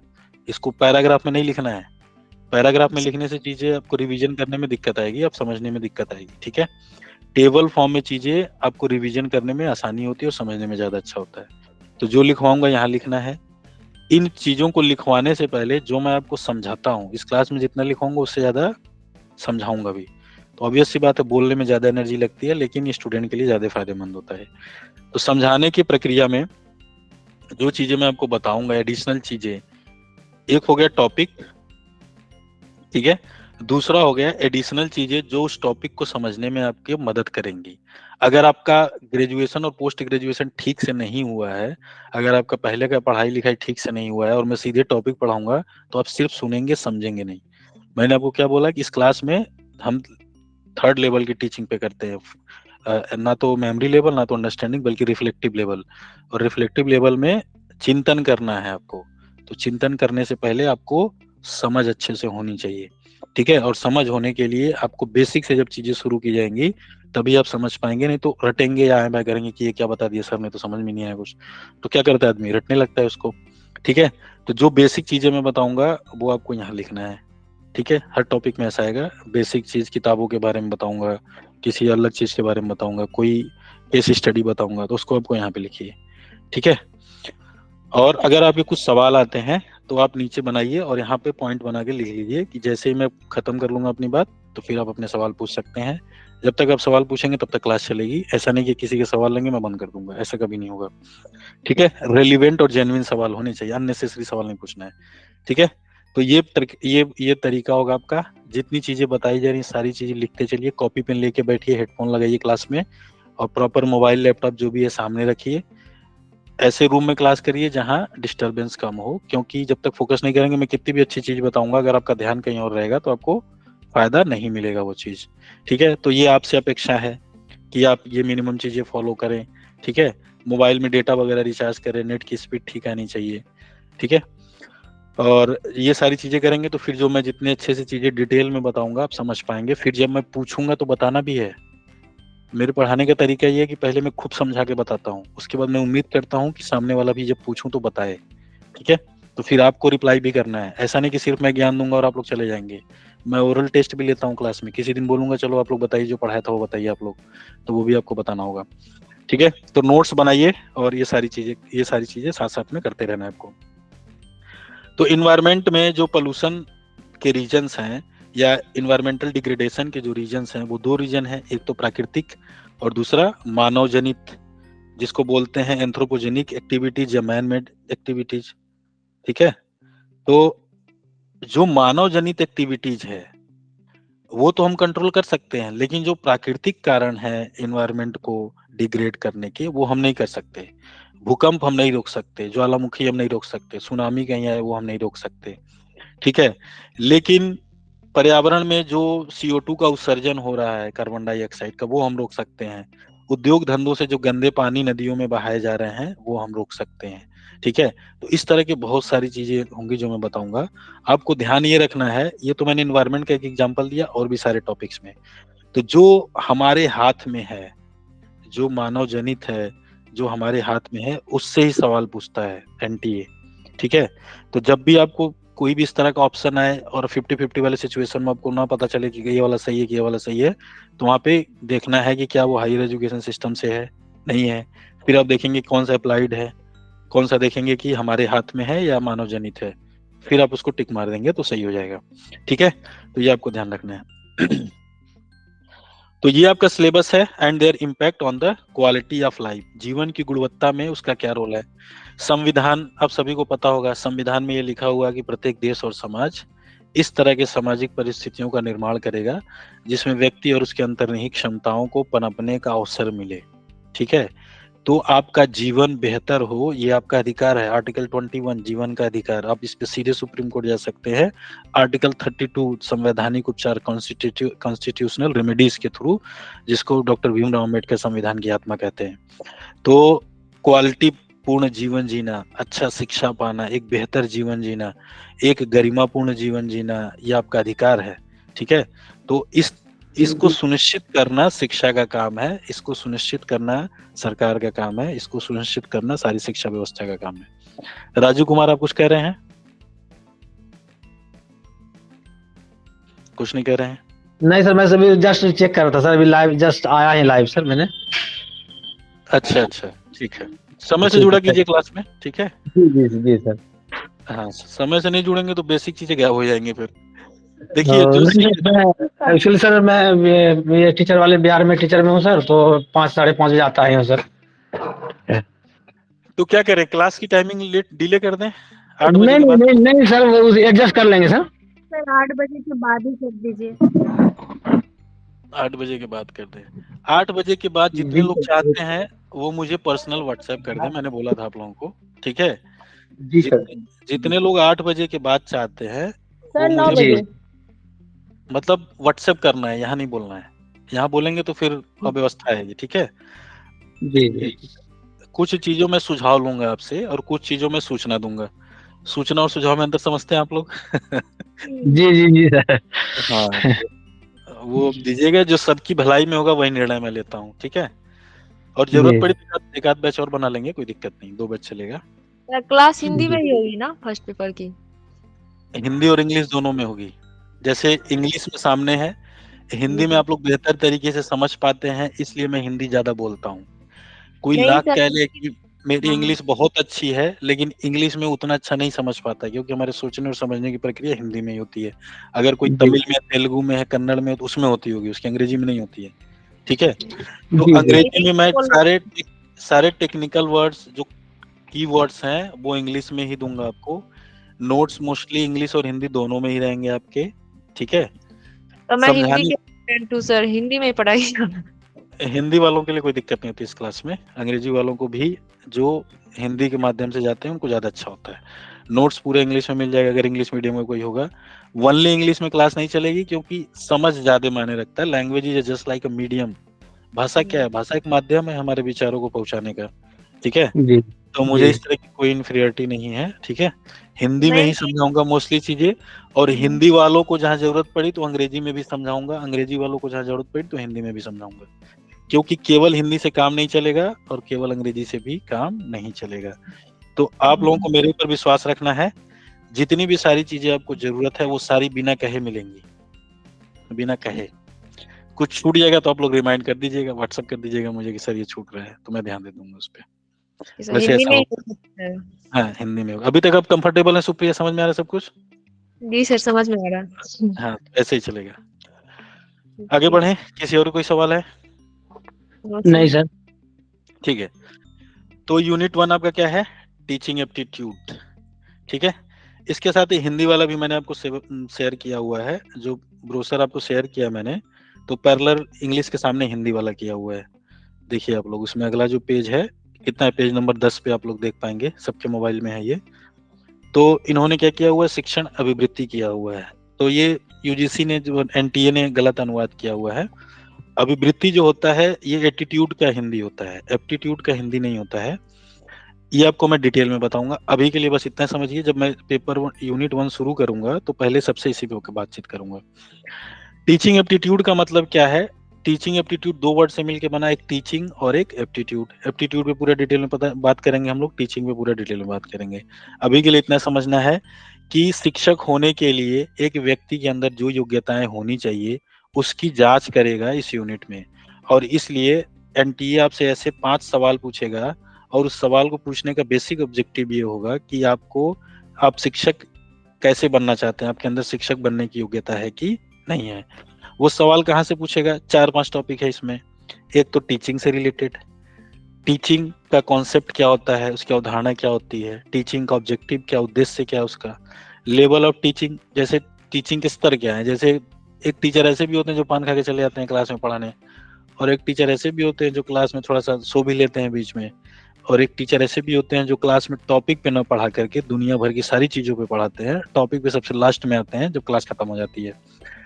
एक टीचर ऐसे होते हैं जो पूरा 1 घंटे लेक्चर देते हैं और बाद में उन्हें ही नहीं पता होता कि उन्होंने क्या पढ़ाया। स्टूडेंट को लगता है कि बाप रे क्या बात की है, वाह मजा आ गया।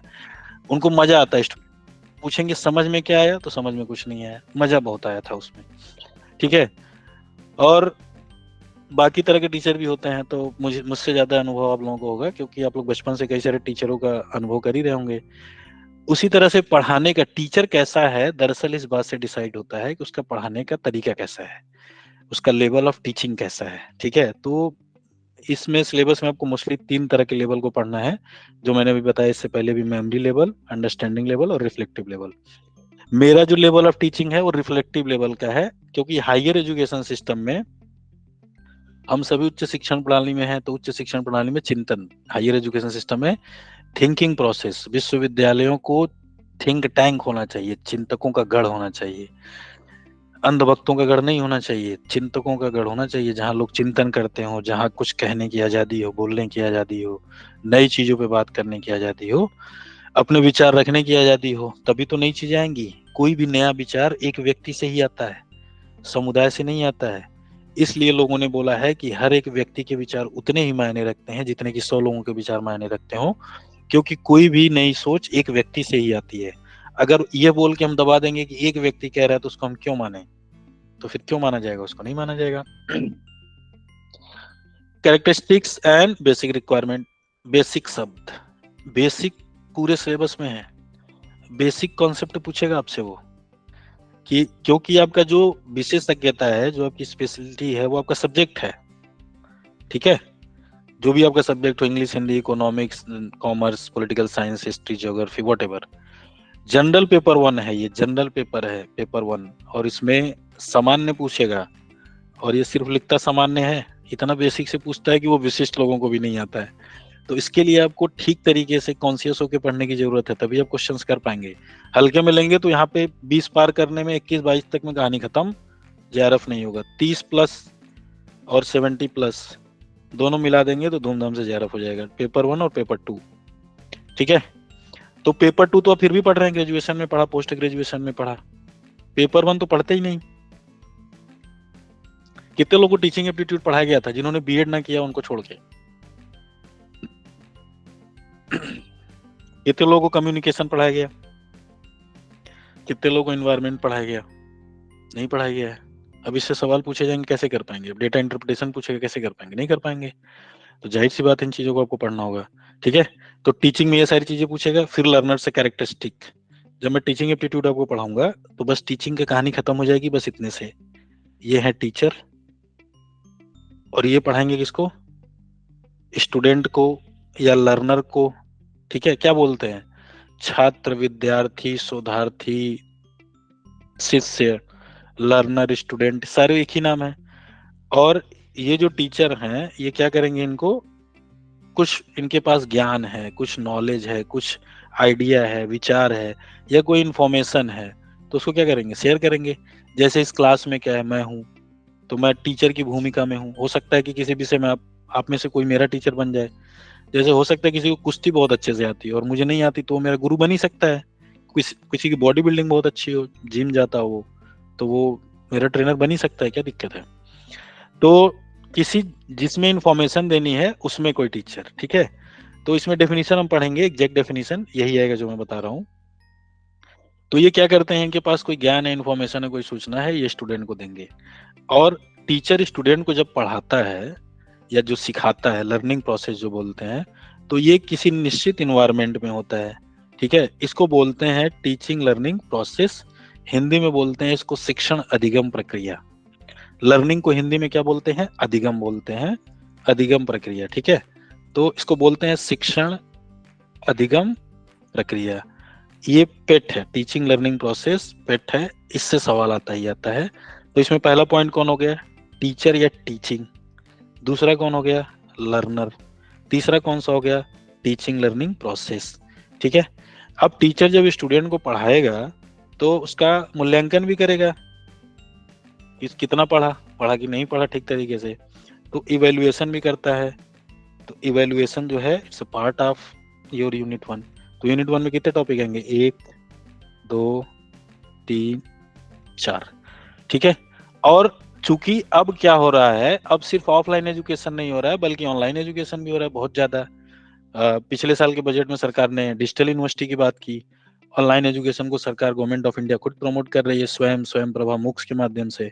स्वयं पोर्टल बना रखा है जिससे दूर दराज के लोगों को जोड़ा जा सके, सर्टिफिकेशन में जोड़ा जा सके।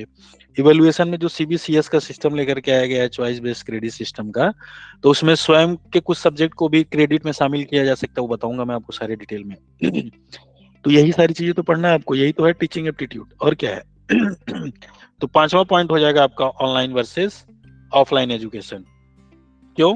क्योंकि जो शिक्षण अधिगम प्रक्रिया है वो सिर्फ अब ऑफलाइन नहीं रही बल्कि ऑनलाइन भी हो चुकी है। जैसे यही क्लास लीजिए, इस क्लास में हम लोग यूजीसी नेट पेपर 1 को लेकर के क्या पढ़ाई होनी चाहिए इस पे बातचीत कर रहे हैं। मैं टीचर हूं और यहाँ पे इतने सारे स्टूडेंट्स बैठे हुए हैं। ये इस लर्निंग प्रोसेस, ये एक लर्निंग प्रोसेस है।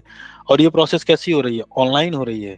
ऑनलाइन हो रही है इस वजह से बिहार से, यूपी से, हरियाणा से और साउथ इंडिया से, नॉर्थ इंडिया से, तमाम सारे भारत के लोग एक प्लेटफॉर्म पे आकर के पढ़ पा रहे हैं और उस सारे सुविधाओं के साथ पढ़ पा रहे हैं जो शायद उनको गांव में उस तरह के नोट्स, उस तरह की सुविधा ना मिले। एक टीचर जो दिल्ली बैठा हुआ है, DU से जो पढ़ा हुआ है, वो उस तरह के एक्सपीरियंस और बाकी चीजें आपके साथ शेयर कर पा रहा है। ठीक है, अगर ऑनलाइन एजुकेशन नहीं होता तो आप सबको दिल्ली आना पड़ता, या दिल्ली NCR में आना पड़ता, या मुझे उधर आना पड़ता, या इस तरह की कुछ चीजें होती। ठीक है, तो अब चूंकि ऑनलाइन एजुकेशन का भी बहुत ज्यादा इंपॉर्टेंस है, गवर्नमेंट ऑफ इंडिया खुद दे रही, तो आपको ऑनलाइन वर्सेज ऑफलाइन भी पढ़ना है, it's a part of teaching. ठीक है, तो यही सारी चीजें हैं, बस यही 4-5 चीजें हैं। अब देखेंगे सिलेबस में यही दिया हुआ है। पहले आपने टीचिंग देख लिया, फिर लर्नर आ गया। लर्नर का मतलब क्या? वही स्टूडेंट के बारे में बात कर रहा है। पूछ रहा है adolescent, characteristic of adolescent and adult learner. Adolescent का मतलब जो किशोर लोग होते हैं, जो जैसे आपका हायर एजुकेशन सिस्टम में तो एडल्ट लर्नर से ही मतलब है। 18+ को मोस्टली एडल्ट बोलते हैं, 18 से ज्यादा। ठीक है, एडोलसेंट का मतलब बिलो 18, जो primary education junior high school में है, इससे एडोलसेंट। अभी के लिए इतना समझिए। ठीक है, तो जो छात्र होते हैं, जो स्टूडेंट होते हैं, उसमें 2 तरह के होते हैं, कोई एडोलसेंट होता है, एक एडल्ट होता है। तो आप सभी एडल्ट लर्नर हैं, लेकिन एडोलसेंट लर्नर की क्या कैरेक्टरिस्टिक होती है आपको पता होना चाहिए, क्या विशेषताएं होती हैं आपको ये पता होना चाहिए। और उसमें क्या क्या जानना है आपको? उनकी अकादमिक, जो शिक्षा जगत से जुड़ा हुआ है, सोशल, जो उनकी समाज से जुड़ा हुआ है, इमोशनल का मतलब भावनात्मक, जो उनके भावनात्मक चीजों से जुड़ा हुआ है, और वही फिर कॉग्निटिव आ गया। कॉग्निटिव का मतलब संज्ञानात्मक, संज्ञानात्मक का मतलब कि जो आपकी मानसिक प्रक्रियाओं से जुड़ा हुआ है, जिससे आप सोचते हैं, समझते हैं, निर्णय लेते हैं, तो उससे। और फिर आ गया आपका इंडिविजुअल डिफरेंसेस। इंडिविजुअल डिफरेंसेस कल आप लोगों को बताया था व्यक्तिगत विभिन्नताएं। अब इस क्लास में जो 35-36 लोग हैं आज, तो ये 35-36 लोग क्या है, सबकी सामाजिक और सांस्कृतिक पृष्ठभूमि अलग अलग है, सबका सोशियो कल्चरल बैकग्राउंड जो है अलग अलग है, सबका जेंडर और रिलीजन, कास्ट, ये सब अलग अलग है। और ये सारी चीजें आपके कॉन्सेप्ट को निर्माण करती हैं, बनाती हैं। जैसे दो कॉन्सेप्ट हैं, एक है कि व्यक्ति अपने परिस्थितियों का निर्माता होता है, और दूसरा है कि व्यक्ति अपने परिस्थितियों का उपज होता है। तो इस पे हम बातचीत करेंगे। सेल्फ का कॉन्सेप्ट है जो आपके सिलेबस में नहीं है, लेकिन पूरे सिलेबस को अच्छे से कवर करने के लिए सेल्फ का कॉन्सेप्ट आपको पता होना चाहिए। इंडिविजुअल डिफरेंसेस वहीं से आता है। तो सेल्फ के कॉन्सेप्ट पे लगभग आधे दिन की क्लास होगी, इसमें हम लोग बात करेंगे। ठीक है, अब ये कह रहे हैं factor affecting teaching related to, ऐसे कारक जो टीचिंग की प्रक्रिया को बाधित करते हैं। किससे जुड़ा हुआ है ये? टीचिंग लर्निंग प्रोसेस से जुड़ा हुआ है। जो ये इन्वायरमेंट है, जिस वातावरण में शिक्षा दिया जा रहा है, जैसे प्राचीन काल में कैसे शिक्षा दिया जाता था, गुरुकुल में पेड़ के नीचे बैठ के गुरुजी शिष्यों को शिक्षा दे रहे हैं। ठीक है, अगर उस प्राकृतिक वातावरण में कोई अवधान उत्पन्न होता है, कोई शोर उत्पन्न होता है, तो क्या होगा? वो इस factor affecting teaching learning process, तो वो ऐसा चीज होगा जो शिक्षण की प्रक्रिया को प्रभावित कर रहा है। इसीलिए गुरुकुल समाज से दूर बनाए जाते थे, जंगलों के बीच में बनाए जाते थे, ताकि वहाँ शांति हो, राज्य का हस्तक्षेप कम हो, लोगों का हस्तक्षेप, सामंतों का हस्तक्षेप कम हो, सामाजिक जीवन से दूरी पे बनाते थे ताकि हो सके। आज भी आप देखेंगे जो स्कूल कॉलेज शहरों में बनाए जाते हैं, तो उसके कुछ दायरों तक नहीं भेज सकते, हॉर्न तेज से नहीं बजा सकते आप, या किसी इस तरह के उद्योग धंधों की स्थापना नहीं कर सकते जिससे कि नॉइज पोल्यूशन हो। कितने डेसिबल होना चाहिए, तो ये नॉइज पोल्यूशन में सारा आपका आएगा। इससे सवाल पूछता है परीक्षा में कि कितने डेसिबल तक सुना जा सकता है, कितने डेसिबल तक हानिकारक होता है, तो इस पर हम पूरे डिटेल में बात करेंगे। तो फैक्टर अफेक्टिंग में क्या आता है? इन्वायरमेंट, जिससे हम चीजों को समझते हैं। ठीक है, तो इसमें टीचर, लर्नर और सपोर्ट मटेरियल, जिसको बोलते हैं एड, टीचिंग एड बोलते हैं, जिसको बोलते हैं कि मतलब जैसे मैं आपको जब अभी पढ़ा रहा हूँ, ठीक है, तो पढ़ाते समय मैं रेड भी यूज कर रहा हूँ, ब्लैक, ग्रीन भी यूज कर रहा हूँ, मैंने पेन टैब ले रखा है, लेटेस्ट टेक्नोलॉजी ले रखा है, जिससे आपको क्लियरली सारी चीजें पता चल रही है। ऑनलाइन एजुकेशन में ऑफलाइन वाली फीलिंग आ रही होगी आपको। तो ये क्या है? It's teaching learning material. Teaching learning material पारंपरिक अगर पूछेगा, ट्रेडिशनल, तो चौक और डस्टर आते थे, ठीक है, किताबें आती थी। और अभी इस समय जो चल रहा है लेटेस्ट या मॉडर्न युग में चल रहा है, उसमें क्या पीडीएफ शेयर हो रहे हैं, किताब ने आपको पीडीएफ शेयर कर दिया। ठीक है, और चीजों को समझाने के लिए, जैसे मैं बीच बीच में आपको इंटरनेट पे भी लेके जाऊंगा, तो वो भी एक प्रक्रिया है जिससे आप चीजों को अच्छे से समझ सकते हैं। जैसे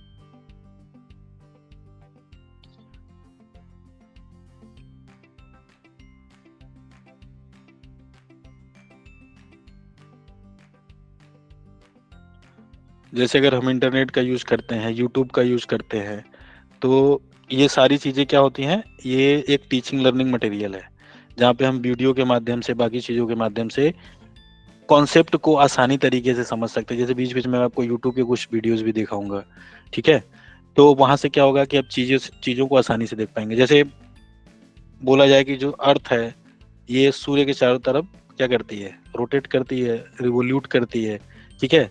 लेकिन अगर यही चीज आपको यूट्यूब पे वीडियो के माध्यम से दिखाया जाता है, तो वो ज्यादा अच्छे तरीके से आप समझ पाते हैं, तो इससे आपके समझने की क्षमता ज्यादा होती है। तो सपोर्ट मटेरियल का बेसिक उद्देश्य ये होता है कि स्टूडेंट को कैसे बेहतर तरीके से चीजों को समझाया जा सके, कैसे अच्छे से चीजों को समझाया जा सके। ठीक है, instructional facilities, learning environment and institution. तो इंस्ट्रक्शन, दो चीजें होती है, इंस्ट्रक्शन होता है, एक ऑर्डर होता है, तो वो बताऊंगा आपको क्लास में। तो ये सारी चीजें, मेथड्स ऑफ टीचिंग, वही पढ़ाने के तरीके क्या क्या होते हैं, पद्धतियों क्या क्या होते हैं, कहाँ पे? हायर एजुकेशन सिस्टम में। जैसे टीचर सेंटर्ड और लर्नर सेंटर्ड। तो मैंने बोला कि ये जो हमारी क्लास है, लर्नर सेंटर्ड क्लास है। लर्नर सेंटर्ड का मतलब होता है जहाँ स्टूडेंट को भी बोलने का मौका मिले। टीचर सेंटर होता है कि स्टूडेंट, टीचर आए, लेक्चर दिए और चले गए। उन्हें इस बात से फर्क ही नहीं पड़ता किसी को समझ में आया कि नहीं समझ में आया, किसी ने नोट्स बनाया कि नहीं बनाया। वो कभी नोट्स चेक ही नहीं करते। वो कहते हैं कि मैं इसीलिए रीडर बना हूँ, प्रोफेसर बना हूँ। पान खा के थूकते हुए आएंगे, बढ़िया लेक्चर देंगे, फिर जाके अपना ठेकेदारी वाला काम देखते हैं या और भी दुनिया में काम है उनका। क्योंकि एक बार गवर्नमेंट टीचर अब बन गए तो फिर जीवन में कोई कष्ट है ही नहीं अब, क्योंकि कुछ हो ही नहीं सकता आपका। विधायक को भी जानते हैं और प्रिंसिपल के साथ तो आपका उठना बैठना है, कोई कुछ बोल ही नहीं सकता आपको। तो आपको लगता है कि एक आपने लेवल 10 की जॉब पाई ली है, लगभग लाख रुपए सैलरी उठा रहे हैं, तो ये तो फिक्स इनकम हो गया। अब कुछ बिजनेस व्यापार करते हैं जिससे कि बाकी दुनियादारी भी चलता रहे, नेतागिरी भी चलती रहे अपनी। अब उस व्यक्ति के क्या एप्टीट्यूड है टीचिंग में? नहीं है। वो तो बस इसलिए हो गया क्योंकि विधायक को जानता था, इसलिए बन गया। अभी जो यूनिवर्सिटियों में रिक्रूटमेंट प्रोसेस चल रही है वो क्या है, उसमें आपको ज्ञान ज्यादा आने की जरूरत नहीं है, आप किसको जानते हैं ये ज्यादा जरूरी चीज है। और फिर अब असिस्टेंट प्रोफेसर धूमधाम से बन जाएंगे। दिल्ली जैसे विश्वविद्यालयों की हालत ये है, ठीक है। तो ऐसे में अब जिसके अंदर एप्टीट्यूड नहीं है, जिसके अंदर पढ़ाने की क्षमता नहीं है या रुचि नहीं है, वो सिर्फ पैसे के लिए असिस्टेंट प्रोफेसर बन जाए तो वो तो अन्याय करेगा। उस प्रोफेशन के साथ भी अन्याय करेगा, स्टूडेंट के साथ भी अन्याय करेगा। क्योंकि वो इसलिए प्रोफेसर बन गया है क्योंकि वो किसी को जानता था और संजोग से वो बोर्ड में बैठे हुए थे, तो उन्होंने उसका नाम लिख के साइन कर दिया, इसलिए वो बन गया है, ठीक है। तो ये सारी दिक्कत है। जो टीचर सेंटर्ड होती हैं उसमें स्टूडेंट को उतना समझ में नहीं आती हैं चीजें जितना कि स्टूडेंट सेंट्रिक होती हैं। तो जब भी टीचिंग एप्टीट्यूड से आपको सवाल पूछा जाए या नेट में जो भी सवाल पूछा जाए, मोस्टली आपको इस क्लास को ध्यान में रखना है। जितनी भी स्टूडेंट के लिए या टीचिंग के लिए जितने भी बेस्ट मेथड्स हैं वो सारी इस क्लास में अप्लाई किए जाएंगे, ना कि मैं सिर्फ ज्ञान दूंगा आपको क्लास में, ठीक है। तो learner centric method, offline versus online methods, स्वयं प्रभा, स्वयं और मूक्स, ये 3 चीजें आपको इसमें पढ़नी है, ठीक है। तो आगे बढ़ते हैं। ये आपका हिंदी में दिया हुआ सेम चीज जो मैंने समझा दिया आपको। हिंदी में आपको कोई लिखा हुआ बल्कि नहीं समझ में आएगा जितना मैंने इंग्लिश पढ़ के हिंदी में आपको समझा दिया। हिंदी में इतने कठिन कठिन शब्द यूज करते हैं कि फिर दिक्कत हो जाती है, ठीक है। टीचिंग सपोर्ट सिस्टम, जिसमें मैंने आपको बताया कि क्या क्या ट्रेडिशनल जैसे चॉक डस्टर हो गया, मॉडर्न वाले में हो गया जैसे कि आपने मार्कर से व्हाइट बोर्ड पे लिखा था, मॉडर्न हो गया। आईसीटी वाला क्या हो गया, जब आप डिजिटल नोटिस बोर्ड पे पढ़ा रहे हैं जिसमें टीवी भी चलता है तो आईसीटी बेस हो गया, पर हम बताऊंगा डिटेल में। और फिर आपको क्या बताया था, इवैल्यूएशन सिस्टम, मूल्यांकन प्रणाली, जिसमें इवैल्यूएशन में क्या क्या चीजें आनी चाहिए वो है। और सीबीसीएस है जिसको बोलते हैं choice based credit system in higher education. तो ये हम लोग करेंगे। Computer based testing innovations in evaluation system, तो ये सारी चीजें हैं, ये यूनिट 1 है। तो ये यूनिट 1 है। इससे आपके कितने सवाल पूछे जाएंगे? 5 सवाल। और विश्वास कीजिए जिसने भी ये सारे टॉपिक्स ढंग से पढ़ लिया वो एक अच्छा टीचर ही बनेगा, उसे कोई रोक ही नहीं सकता। और अच्छा टीचर ना भी बने, कोई यूनिवर्सिटी उसको नौकरी ना दे, तो कहीं भी वो पढ़ाएगा और स्टूडेंट उसको नौकरी देंगे, स्टूडेंट बोलेंगे कि नहीं आप अच्छा पढ़ाते हैं, ठीक है। क्योंकि आपका टैलेंट कोई आपसे नहीं ले सकता। तो पढ़िए, लेकिन सिर्फ नौकरी के लिए मत पढ़िए, एक बेहतर इंसान बनने के लिए पढ़िए। एक बेहतर इंसान बनने के लिए पढ़ेंगे तो नौकरी नहीं भी मिलेगी तो आपकी पहचान रहेगी एक, ठीक है। बाकी तो आने जाने वाली चीजें हैं, उसके लिए इतना तनाव नहीं लेना है। तो बेहतर तरीके से समझिए कॉन्सेप्ट्स को, नेट जेआरएफ निकल जाएगा अपने आप ही, नॉलेज तो रहेगा ही। क्योंकि शिक्षा का जो मूल उद्देश्य है वो है आपको बेहतर जीवन देना। जब शिक्षा शुरू करूंगा तो बताऊंगा मैं कि प्लेटो और अरस्तु को जो डिबेट हुआ था पूरा, वो क्या था शिक्षा को लेकर के। जब प्लेटो ने बोला था बेहतर समाज को बनाने के लिए शिक्षा जरूरी है, ठीक है। और बेहतर समाज का रास्ता कहाँ से होकर के जाता है? बेहतर व्यक्तियों से होकर के जाता है। क्योंकि जिस समाज में बेहतर व्यक्ति रहते हो वो समाज बेहतर बन ही जाएगा, अपने आप ही बन जाएगा। जिस कॉलोनी में 10 वाहियात टाइप के लोग रहते हो तो क्या वो बेहतर कॉलोनी बनेगी कि बेकारी हो जाएगी? बेकार हो जाएगी, ठीक है। ऐसे दूसरा यूनिट है रिसर्च एप्टीट्यूड। रिसर्च एप्टीट्यूड में आपको क्या क्या चीजें पढ़नी है, वही वर्डों से मिलकर बना। एक तो रिसर्च और एप्टीट्यूड आपको पहले बता ही दिया है। रिसर्च का मतलब शोध करना है, रिसर्च करना है। रिसर्च करने का मतलब एक बार ढूंढा हुआ है फिर से ढूंढना, ठीक है। तो क्या होता है, क्या यही मतलब होता है कि नहीं होता है, ये डिटेल में इस पे बात करेंगे। रिसर्च क्या होता है, शोध क्या होता है, गवेषणा करना क्या होता है, खोज करना क्या होता है, ठीक है, इसका अर्थ क्या होता है, इसके प्रकार क्या होते हैं, कैरेक्टरिस्टिक क्या होता है, positivism and post positivistic approach, जिसको बोलते हैं प्रत्यक्षवाद और उत्तर प्रत्यक्षवादी अवधारणा। तो इसमें हम लोग अगस्त काम्टे को पढ़ेंगे। पेपर 1 में हम लोग जॉन डीवी को पढ़ेंगे, जो आपके सिलेबस में नहीं है। मैंने आपको पहले ही बोला है कि हम लोग सिलेबस से ज्यादा पढ़ेंगे, क्योंकि एनटीए कितना भी घुमा के सवाल पूछे, हम इतना बेसिक कॉन्सेप्ट से पढ़ेंगे कि सवाल कहीं से करने की स्थिति में रहे, क्योंकि अब पहले से घूम लिए हैं सारा। एनटीए घुमाएगा तो आप कहेंगे घुमा के दिखाओ, हम तो घूमे हुए हैं पहले से, हमें सब पता है। ठीक है, तो इसमें हम लोग जॉन डीवी को पढ़ेंगे जो आउट ऑफ सिलेबस है, और रिसर्च एप्टीट्यूड में प्रत्यक्षवाद को या पॉजिटिविज्म को पढ़ते हुए हम पढ़ेंगे अगस्त काम्टे को। अगस्त काम्टे जो फादर ऑफ सोशियोलॉजी, जिन्होंने समाज को विज्ञान बना दिया, ये ऐसे हैं, इनके बारे में डिटेल में पढ़ेंगे। शानदार के व्यक्ति थे और इसके बारे में आप सभी को पता होना ही होना चाहिए, चाहे सिलेबस में हो या ना हो। ठीक है, तो प्रत्यक्षवाद की अवधारणा वहीं से आई थी, इस पे डिटेल में बात करेंगे। फिर हम मेथड्स ऑफ रिसर्च पढ़ेंगे कि शोध के कितने प्रकार हो सकते हैं। इन सब से एक एक सवाल आएगा, सबसे एक एक सवाल आएगा, 5 सवाल आपके पूछे जाएंगे। ठीक है, एक्सपेरिमेंटल रिसर्च, प्रयोगात्मक शोध, और डिस्क्रिप्टिव, हिस्टोरिकल, ऐतिहासिक शोध, क्वालिटेटिव और क्वांटिटेटिव मेथड्स। ठीक है, तो इसके बारे में पढ़ेंगे। क्वालिटेटिव को क्या बोलते हैं, गुणात्मक, और क्वांटिटेटिव को मात्रात्मक विधियां। शोध के चरण जो होते हैं, steps of research, most important है, हर साल इससे सवाल आता है, हर साल इससे सवाल आता है, और जो इसको पढ़ लेता है उसके कभी गलत नहीं होते हैं। तो स्टेप्स ऑफ रिसर्च पढ़ेंगे कि कैसे कैसे हम शोध की प्रक्रिया में आगे बढ़ते हैं, कितने स्टेप्स होते हैं।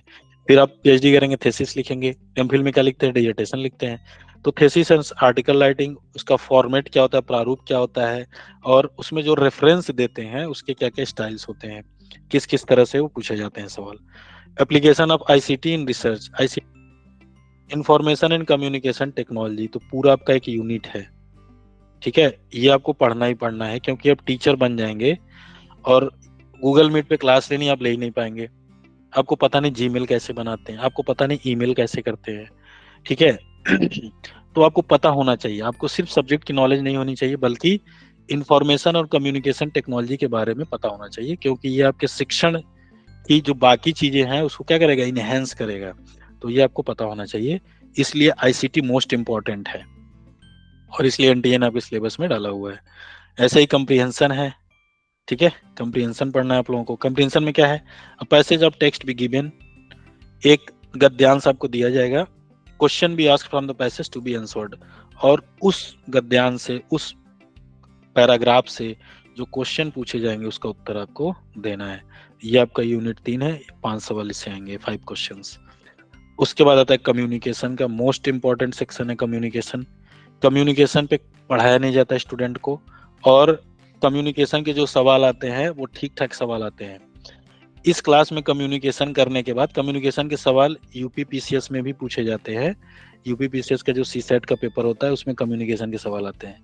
इस क्लास में कम्युनिकेशन करने के बाद आप नेट जेआरएफ के कम्युनिकेशन का तो कर ही पाएंगे, यूपीपीसीएस का भी कर पाएंगे। ठीक है, धूमधाम से करेंगे। आप ही लोग प्रीवियस ईयर क्वेश्चन पे उठा के करके बताएंगे कि सर हो जा रहा है। कम्युनिकेशन क्या होता है, उसके प्रकार क्या होते हैं, उसकी विशेषताएं क्या होती है, कैरेक्टरिस्टिक। ठीक है, इफेक्टिव कम्युनिकेशन क्या होता है, प्रभावी संप्रेषण, प्रभावी संचार क्या होता है, वर्बल और non verbal, intercultural and group communication, जो शाब्दिक और अशाब्दिक संचार होते हैं वो क्या होते हैं, सांस्कृतिक, जो एक संस्कृति और दूसरे संस्कृतियों के बीच के जो संचार होते हैं वो क्या होते हैं, और सबसे ज्यादा इंपॉर्टेंट क्लासरूम कम्युनिकेशन। तो इस वाले यूनिट में कीवर्ड क्या है, जो कम्युनिकेशन के सवाल पूछे जाएंगे वो मोस्टली वो क्लासरूम कम्युनिकेशन को ध्यान में रखते पूछते हैं। क्यों पूछते हैं, क्योंकि टीचिंग और रिसर्च का संबंध किससे है, क्लासरूम से है। क्लियर है, तो यहाँ पे जब ये वाला कीवर्ड आप लोग ध्यान में रखेंगे तो मोस्टली क्वेश्चन आपके सही हो जाएंगे। बैरियर टू इफेक्टिव कम्युनिकेशन, प्रभावी संचार की बाधाएं कौन कौन सी हैं। कम्युनिकेशन में जो बाधा पहुंचाए वही क्या होगी, उसकी बाधाएं कही जाएंगी, और जब बाधा आएगी तो उससे संप्रेषण क्या होगा, प्रभावी नहीं होगा। ठीक है, कम्युनिकेशन वही है जो शब्दों के द्वारा भी बोला जाता है और बिना शब्दों के भी बोला जाता है।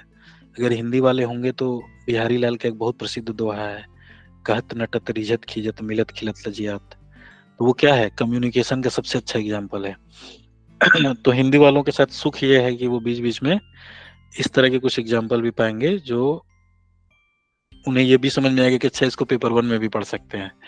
ठीक है, मास मीडिया और सोसाइटी वो भी पढ़ेंगे इसमें आकर के। क्या आप लोगों को समझ में आ रही है चीजें, समझा पा रहा हूँ ठीक से मैं? Yes sir.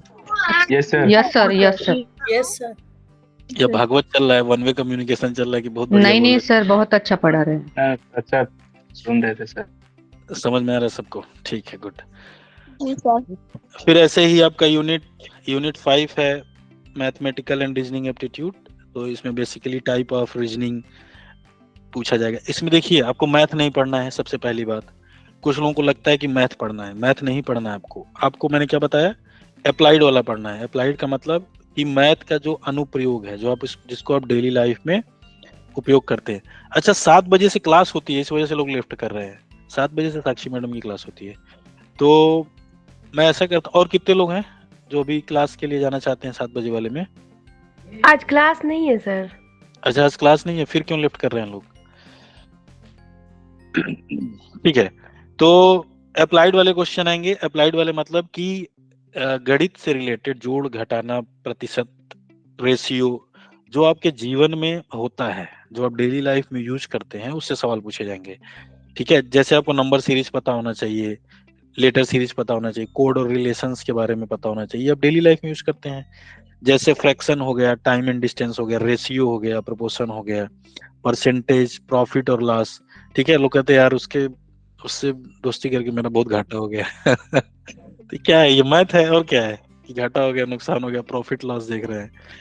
और इंटरेस्ट एंड डिस्काउंटिंग, एवरेज, औसत क्या क्या होता है। तो अप्लाइड वाला सेक्शन हम लोग पढ़ेंगे, जो आसान होगा आप लोगों के लिए, परेशान होने की जरूरत नहीं है। यूनिट 6 है logical reasoning, most important section, most important section. और इसमें किताबों में भी जो भारतीय तर्कशास्त्र को लेकर के मटेरियल दिया गया है वो सफिशिएंट नहीं है नेट जेआरएफ क्वालिफाई करने के लिए। ठीक है, लगभग सारी किताबें हैं मेरे पास, सारा मेरा देखा हुआ है। समय नहीं मिल पा रहा है कि अपनी किताब छपवा पाऊँ, तो रखी हुई है, वो छप जाएगी बहुत जल्दी। अभी थोड़ा मैं डेडिकेटली लगा हूँ, इससे पहले मैं बहुत कम समय दे पाता था, लेकिन अभी मैं थोड़ा ठीक ठाक फ्री हुआ हूँ, तो अब मैं 2-3 बैच लेने की स्थिति में हूँ और 2-2 घंटे। तो हम लोग के जो एग्जाम से पहले सर छपा दीजिएगा। हाँ हाँ, करा देंगे। और क्योंकि मेरे पास समय भी थोड़ा सा है, तो मैंने पिछले बैच में ही बोला था कि समय कम रहता है मेरे पास, लेकिन इस बार समय है मेरे पास। तो इस बार में हो सकता है कि 2-2 घंटे की क्लास लूँ, तो आप लोगों का परीक्षा के पहले सिलेबस भी कंप्लीट हो जाए। पूरी कोशिश रहेगी मेरी कि एग्जाम के पहले आप लोगों का पूरा सिलेबस टच कर दिया जाए, जिससे मैक्सिमम लोगों का जेआरएफ हो इस बार। ठीक है, पिछले बैच में भी और पिछले के पिछले बैच में बहुत कम परसेंटेज से रुका है लोगों का जेआरएफ। तो पेपर 1 की तो एक तरह से, अगर मेरे पास समय भी है और आप लोग अगर लग के पढ़ेंगे, तो गारंटी भी दी जा सकती है आप लोगों को कि 30 सवाल तो आपके सही होंगे पेपर 1 में, क्योंकि इतना पढ़ा देंगे कि उससे बाहर नहीं आएगा कुछ। ठीक है, और अब चूंकि वेबसाइट भी बन रही है, लगभग बन गई है, और उसमें बहुत सारी समय मिलता है, तो मैं उसमें दे पा रहा हूँ। वेबसाइट देखी आप लोगों ने जीएस नेट अकेडमी की? नहीं देखी? नहीं सर, कैसे देखते पता ही नहीं सर। लिंक शेयर नहीं किया, सर। ग्रुप में लिंक शेयर किया हुआ है, उस पे सारे नोट्स आपको हिंदी अंग्रेजी में मिलेंगे। और उस पे मैं टेस्ट सीरीज का भी ऑनलाइन करवा रहा हूँ, तो आप लोग ऑनलाइन टेस्ट दे पाएंगे, ठीक वैसे ही जैसे एनटीए का देते हैं। ठीक है, हम्म। पूरी कोशिश मेरी ये है कि इंडिया में आपको बेस्ट पेपर 1 की क्लासेस दी जाए, बेस्ट गाइडेंस दिया जाए, और ये कोशिश है।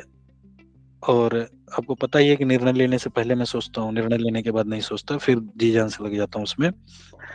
तो मेरी कोशिश है कि आप लोगों को बेस्ट सारी चीजें मिले, और मिलेंगी वो, इसके लिए तनाव नहीं लेना। इसमें खुल नहीं पा रहे। पता नहीं चला सर। क्या नहीं पता चला? ये लिंक जो शेयर किए थे ना सर, वो कर दीजिएगा फिर से ग्रुप में। फिर से कर देंगे, शेयर कर देंगे।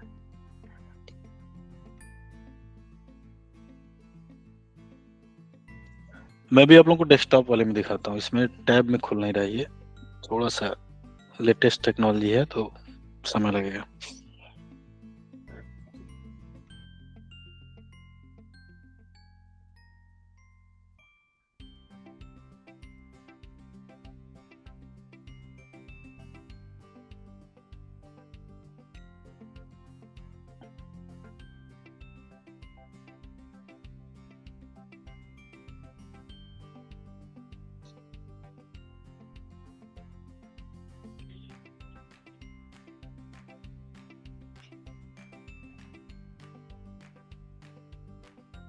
दिख रहा है आप लोगों को?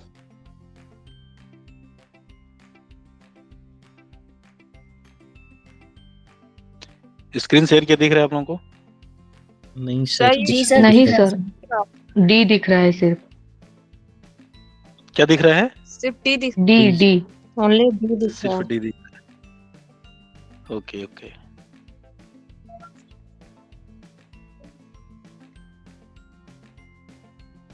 अब दिख रहा है? नहीं नो सर,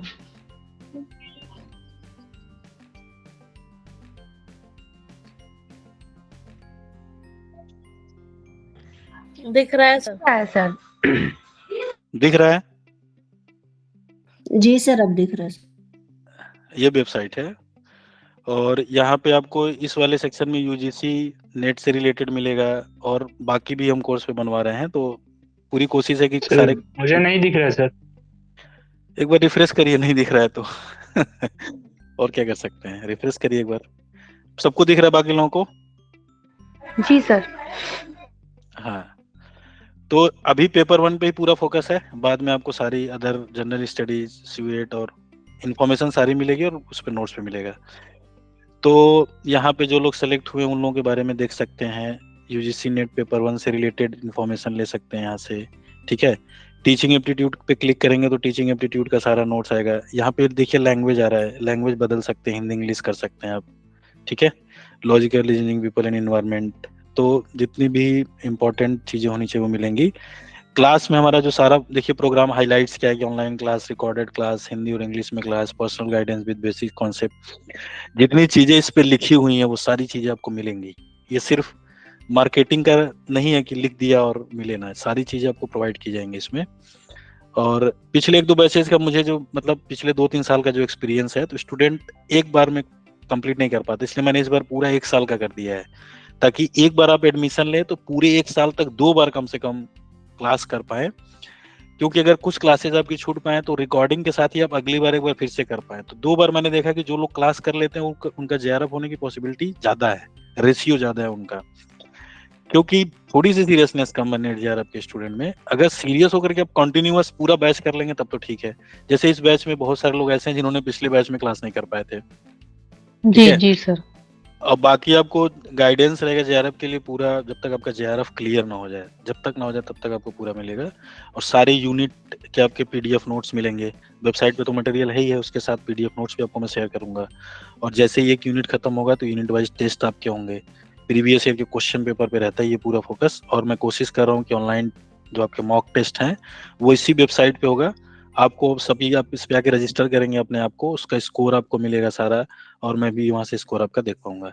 तो अभी यूजीसी नेट पे है, बाद में ये सारे एग्जाम भी आ जाएंगे आपके पास। ठीक है, यहाँ पे कुछ आर्टिकल्स हैं जो लिखे हुए हैं वो आप पढ़ सकते हैं।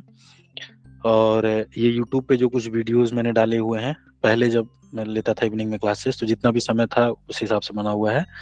अब जो वीडियोस डालेंगे उनकी क्वालिटी और बेटर होगी, क्योंकि मेरे पास टाइम भी ज्यादा है और रिसोर्सेज भी मैंने बढ़ा दिए हैं इस पे।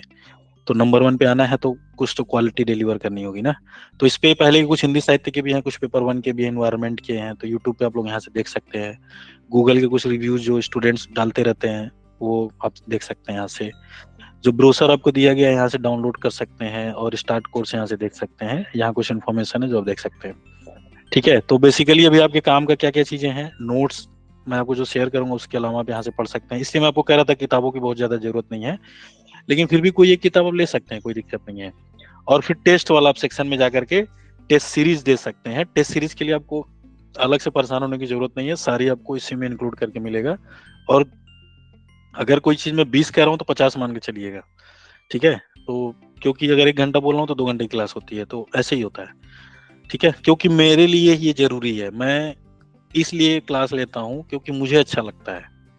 और जब तक मैं कोई चीज आपको बताता हूँ, जब तक कि मैं सेटिस्फाई ना हो जाऊं कि मैंने ठीक तरीके से आपको बता दिया है, ठीक है, तो मेरे सेटिस्फेक्शन के लिए भी जरूरी है कि वो सारी चीजें आनी चाहिए। आपको सारे पीडीएफ मिलेंगे, सारे एनसीईआरटी की किताबें, एनआईओएस और इग्नू के भी नोट्स जो होने चाहिए। ठीक है, तो टेस्ट सीरीज नोट्स और वीडियोस वगैरह मिलेंगे आपको। तो अभी पेपर 1 पूरा ओरिएंटेड रहेगा और इस पे आपको सारी इन्फॉर्मेशन मिलेगी यहाँ से। तो यहाँ से आप लोग जुड़ सकते हैं। अभी कुछ चीजें हैं इसमें जो चल रही हैं और बेटर बनाने के चक्कर में इसको, तो बनेगा वो। ठीक है, तो वेबसाइट पे भी आप लोग आ सकते हैं यहाँ से और देख सकते हैं, रजिस्टर कर सकते हैं, टेस्ट दे सकते हैं यहाँ से आकर के। इसके अलावा पीडीएफ नोट्स मिलेगा ही आप लोगों को। तो पेपर 1 को लेकर के जो बेस्ट फैसिलिटी होनी चाहिए अंडरस्टैंडिंग के लेवल पे, नोट्स के लेवल पे, एग्जाम के लेवल पे, वो मिलेगी। अब तक मेरे साथ दिक्कत ये थी, थोड़ा सा समय कम था तो मैं रात के 11 बजे तक क्लास लेता था पिछले के बैचेज में, और स्टूडेंट पढ़ते थे। अभी चूंकि मेरे पास समय थोड़ा ज्यादा है तो मैं आराम से 2-3 बैचेज ले सकता हूँ। ठीक है, तो आगे बढ़े या आज के लिए इतना ही रहने दें? आप लोग बताइए। आज के लिए रहने दीजिए। आज के लिए इतना ही रहने देते हैं, अगली क्लास में मिलते हैं। आप लोग क्लास को लेकर के जिसको दिक्कत हो रही है वो मुझे मैसेज करे कि सर मैं इस टाइम पे ज्यादा कंफर्टेबल हूँ, तो मैं ये देखूंगा कि कितने स्टूडेंट ऐसे हो रहे हैं और बैच बनाया जा सकता है कि नहीं बनाया। 1-2 लोगों के लिए आपको पता है कि टाइम शिफ्ट करना मतलब अच्छा आइडिया नहीं होगा, लेकिन मैं 1-2 लोगों को भी ध्यान में रखता हूँ। ठीक है, तो जो आप लोगों के बेटर में होगा वो किया जाएगा। नीतू, अब क्लास नीतू का नेट हुआ, पिछले बैच के स्टूडेंट है, नीतू है इस समय क्लास में। और कौन कौन है पिछले वाले लोग के हैं और कोई? जी सर, हम जी सर मैं भी हूँ। जी नीता दीदी, आप लोग पिछले बैच में कर नहीं पाए थे पूरा। जी सर। मैं भी नहीं कर प्रॉब्लम पाई आ थी गई सर। थी सर। ठीक है, कोई दिक्कत नहीं है, इस बार कीजिए आप लोग, कोई दिक्कत नहीं है। जी ठीक है, सर, तो आज thank के लिए you। इतना ही। किसी को कोई सवाल पूछना है? सर आप बुक के बारे में आप ही बोल दीजिए कौन सा लेना है सर, फर्स्ट टाइम हमको कोई आइडिया नहीं है। हाँ, तो अभी नहीं लेना है, मैं बता दूंगा। अभी जितना बता रहा हूँ उतना कीजिए। सिलेबस पढ़िए, सिलेबस लिख जाइए पेन से, लिखने से चीजें याद होती हैं आपको। ठीक है, पूरा सिलेबस याद होना चाहिए टिप पे आपके। जैसे मैं चार्ट बना के बता रहा हूँ ना, कोई पूछे टीचिंग एप्टीट्यूड में क्या क्या चीजें होती है, तो बताइए टीचिंग लर्नर से रिलेटेड होता है, टीचिंग लर्निंग जो फैक्टर अफेक्टिंग टू टीचिंग में आएगा पूरा, इवेल्युएशन से रिलेटेड आता है। ठीक है, ऑफलाइन ऑनलाइन आता है, बस यही 5-6 टॉपिक होता है। तो किसी भी परीक्षा को क्वालिफाई करने के लिए सबसे पहले उसका सिलेबस आपको पता होना चाहिए, क्या पूछा जाएगा ये पता होना चाहिए। क्लास के अलावा आपको क्या करना है, क्लास के अलावा आप एक कोई न्यूज़पेपर पढ़ सकते हैं, या न्यूज़पेपर नहीं पढ़ पा रहे तो अब ऐप्स आते हैं, दैनिक भास्कर, दैनिक जागरण, अमर उजाला। इंग्लिश में पढ़ सकते हैं तो द हिंदू, इंडियन एक्सप्रेस, कोई भी एक न्यूज़पेपर की संपादकीय उठाइए और वो संपादकीय आपको पढ़ना है। ठीक है, एडिटोरियल बोलते हैं उसको, कोई भी एक पढ़ जाइए आप। एडिटोरियल पढ़ने से आपकी जो है ना नए नए वर्ड्स के बारे में पता चलता है, आपको नई चीज़ों के बारे में पता चलता है, करंट अफेयर्स के बारे में पता चलता है, और आपकी पढ़ने की स्पीड बढ़ती है। तो ये चीज़ आपको कम्प्रीहेंशन में जाके मदद करेगी। कम्प्रीहेंशन की क्लास में मैं आपको बताऊंगा how to attempt question paper, और कम समय में कैसे करें। ठीक है, ट्रिक्स बताऊंगा, लेकिन पढ़ने की स्पीड एक दिन में नहीं बढ़ेगी। पढ़ने की स्पीड आपकी धीरे धीरे पढ़ते रहने से बढ़ेगी। ठीक है, तो संपादकीय आपको पढ़ना है। संपादकीय इसलिए पढ़ना है क्योंकि वो आपको करंट अफेयर्स को एनहेंस करेगा। संपादकीय में नए वर्ड्स आते हैं, वो क्योंकि जो लिखते हैं वो इस समय के चिंतक विद्वान लिखते हैं, यूनिवर्सिटी के प्रोफेसर होते हैं, या किसी कंपनी में वो सीईओ होंगे वो लिखेंगे। ठीक है, कोई चीफ एडिटर होता है वो लिखता है, तो वो करंट नॉलेजेबल लोग होते हैं, न्यू वर्ड्स यूज करते हैं। तो आप नए शब्दों से परिचित होंगे, नए विचार से परिचित होंगे, और आपकी पढ़ने की स्पीड बढ़ेगी। तो आप लोग कोशिश करिए कि डेली एक संपादकीय पढ़िए, नहीं डेली तो 2 दिन में एक बार जरूर पढ़िए। तो ये आपको 1 महीने में आपकी पढ़ने की स्पीड, समझने की स्पीड और नए शब्दों, नए न्यू वोकैब्स के बारे में आपकी बढ़ जाएगी। ठीक है, तो ये आपको कम्प्रीहेंशन में और बाकी चीजों में भी हेल्प करेगा। कभी कभी पैराग्राफ वहीं से उठा के दे देता है, एडिटोरियल से ही दे देता है एनटीए, तो वो भी आपको पता चल जाएगा। ठीक है, तो क्लास के अलावा जो आपको करना है ये करना है, बाकी और कुछ नहीं करना है। बाकी आपको सारी चीजें मिलेंगी यहाँ पे। और किसी कोई डाउट, क्वेश्चन? सर ग्रुप में पीडीएफ शेयर करेंगे क्या सिलेबस की? किया हुआ ऑलरेडी, जो ब्रोशर मैंने शेयर किया ना उसमें हिंदी और अंग्रेजी दोनों में है। अलग से शेयर ओके करते ओके, थैंक यू। अलग से शेयर। ठीक है सर, नहीं कोई प्रॉब्लम नहीं सर, वही से ले लेंगे। हाँ, थैंक यू। 2 पीडीएफ शेयर किया है, एक केवल इंग्लिश में है, उसमें पूरा प्रोसेस है, और दूसरा जो है बाइलिंगुअल है, इंग्लिश और हिंदी में है। तो अब जी जो हिंदी और इंग्लिश में है वो वाला देखना है आपको, 1 पेज इंग्लिश 1 पेज हिंदी है। ठीक है, जी जी, हाँ ठीक है, बाकी धीरे धीरे आप लोगों को पता चल जाएगा। और किसी कोई सवाल हो तो पूछे, नहीं तो फिर अगली क्लास में मिलते हैं। कोई सवाल नहीं सर। ठीक है, ओके, आज के लिए इतना ही, मिलते हैं अगली क्लास में। Thank you sir. Thank you very much. Thank you. Okay.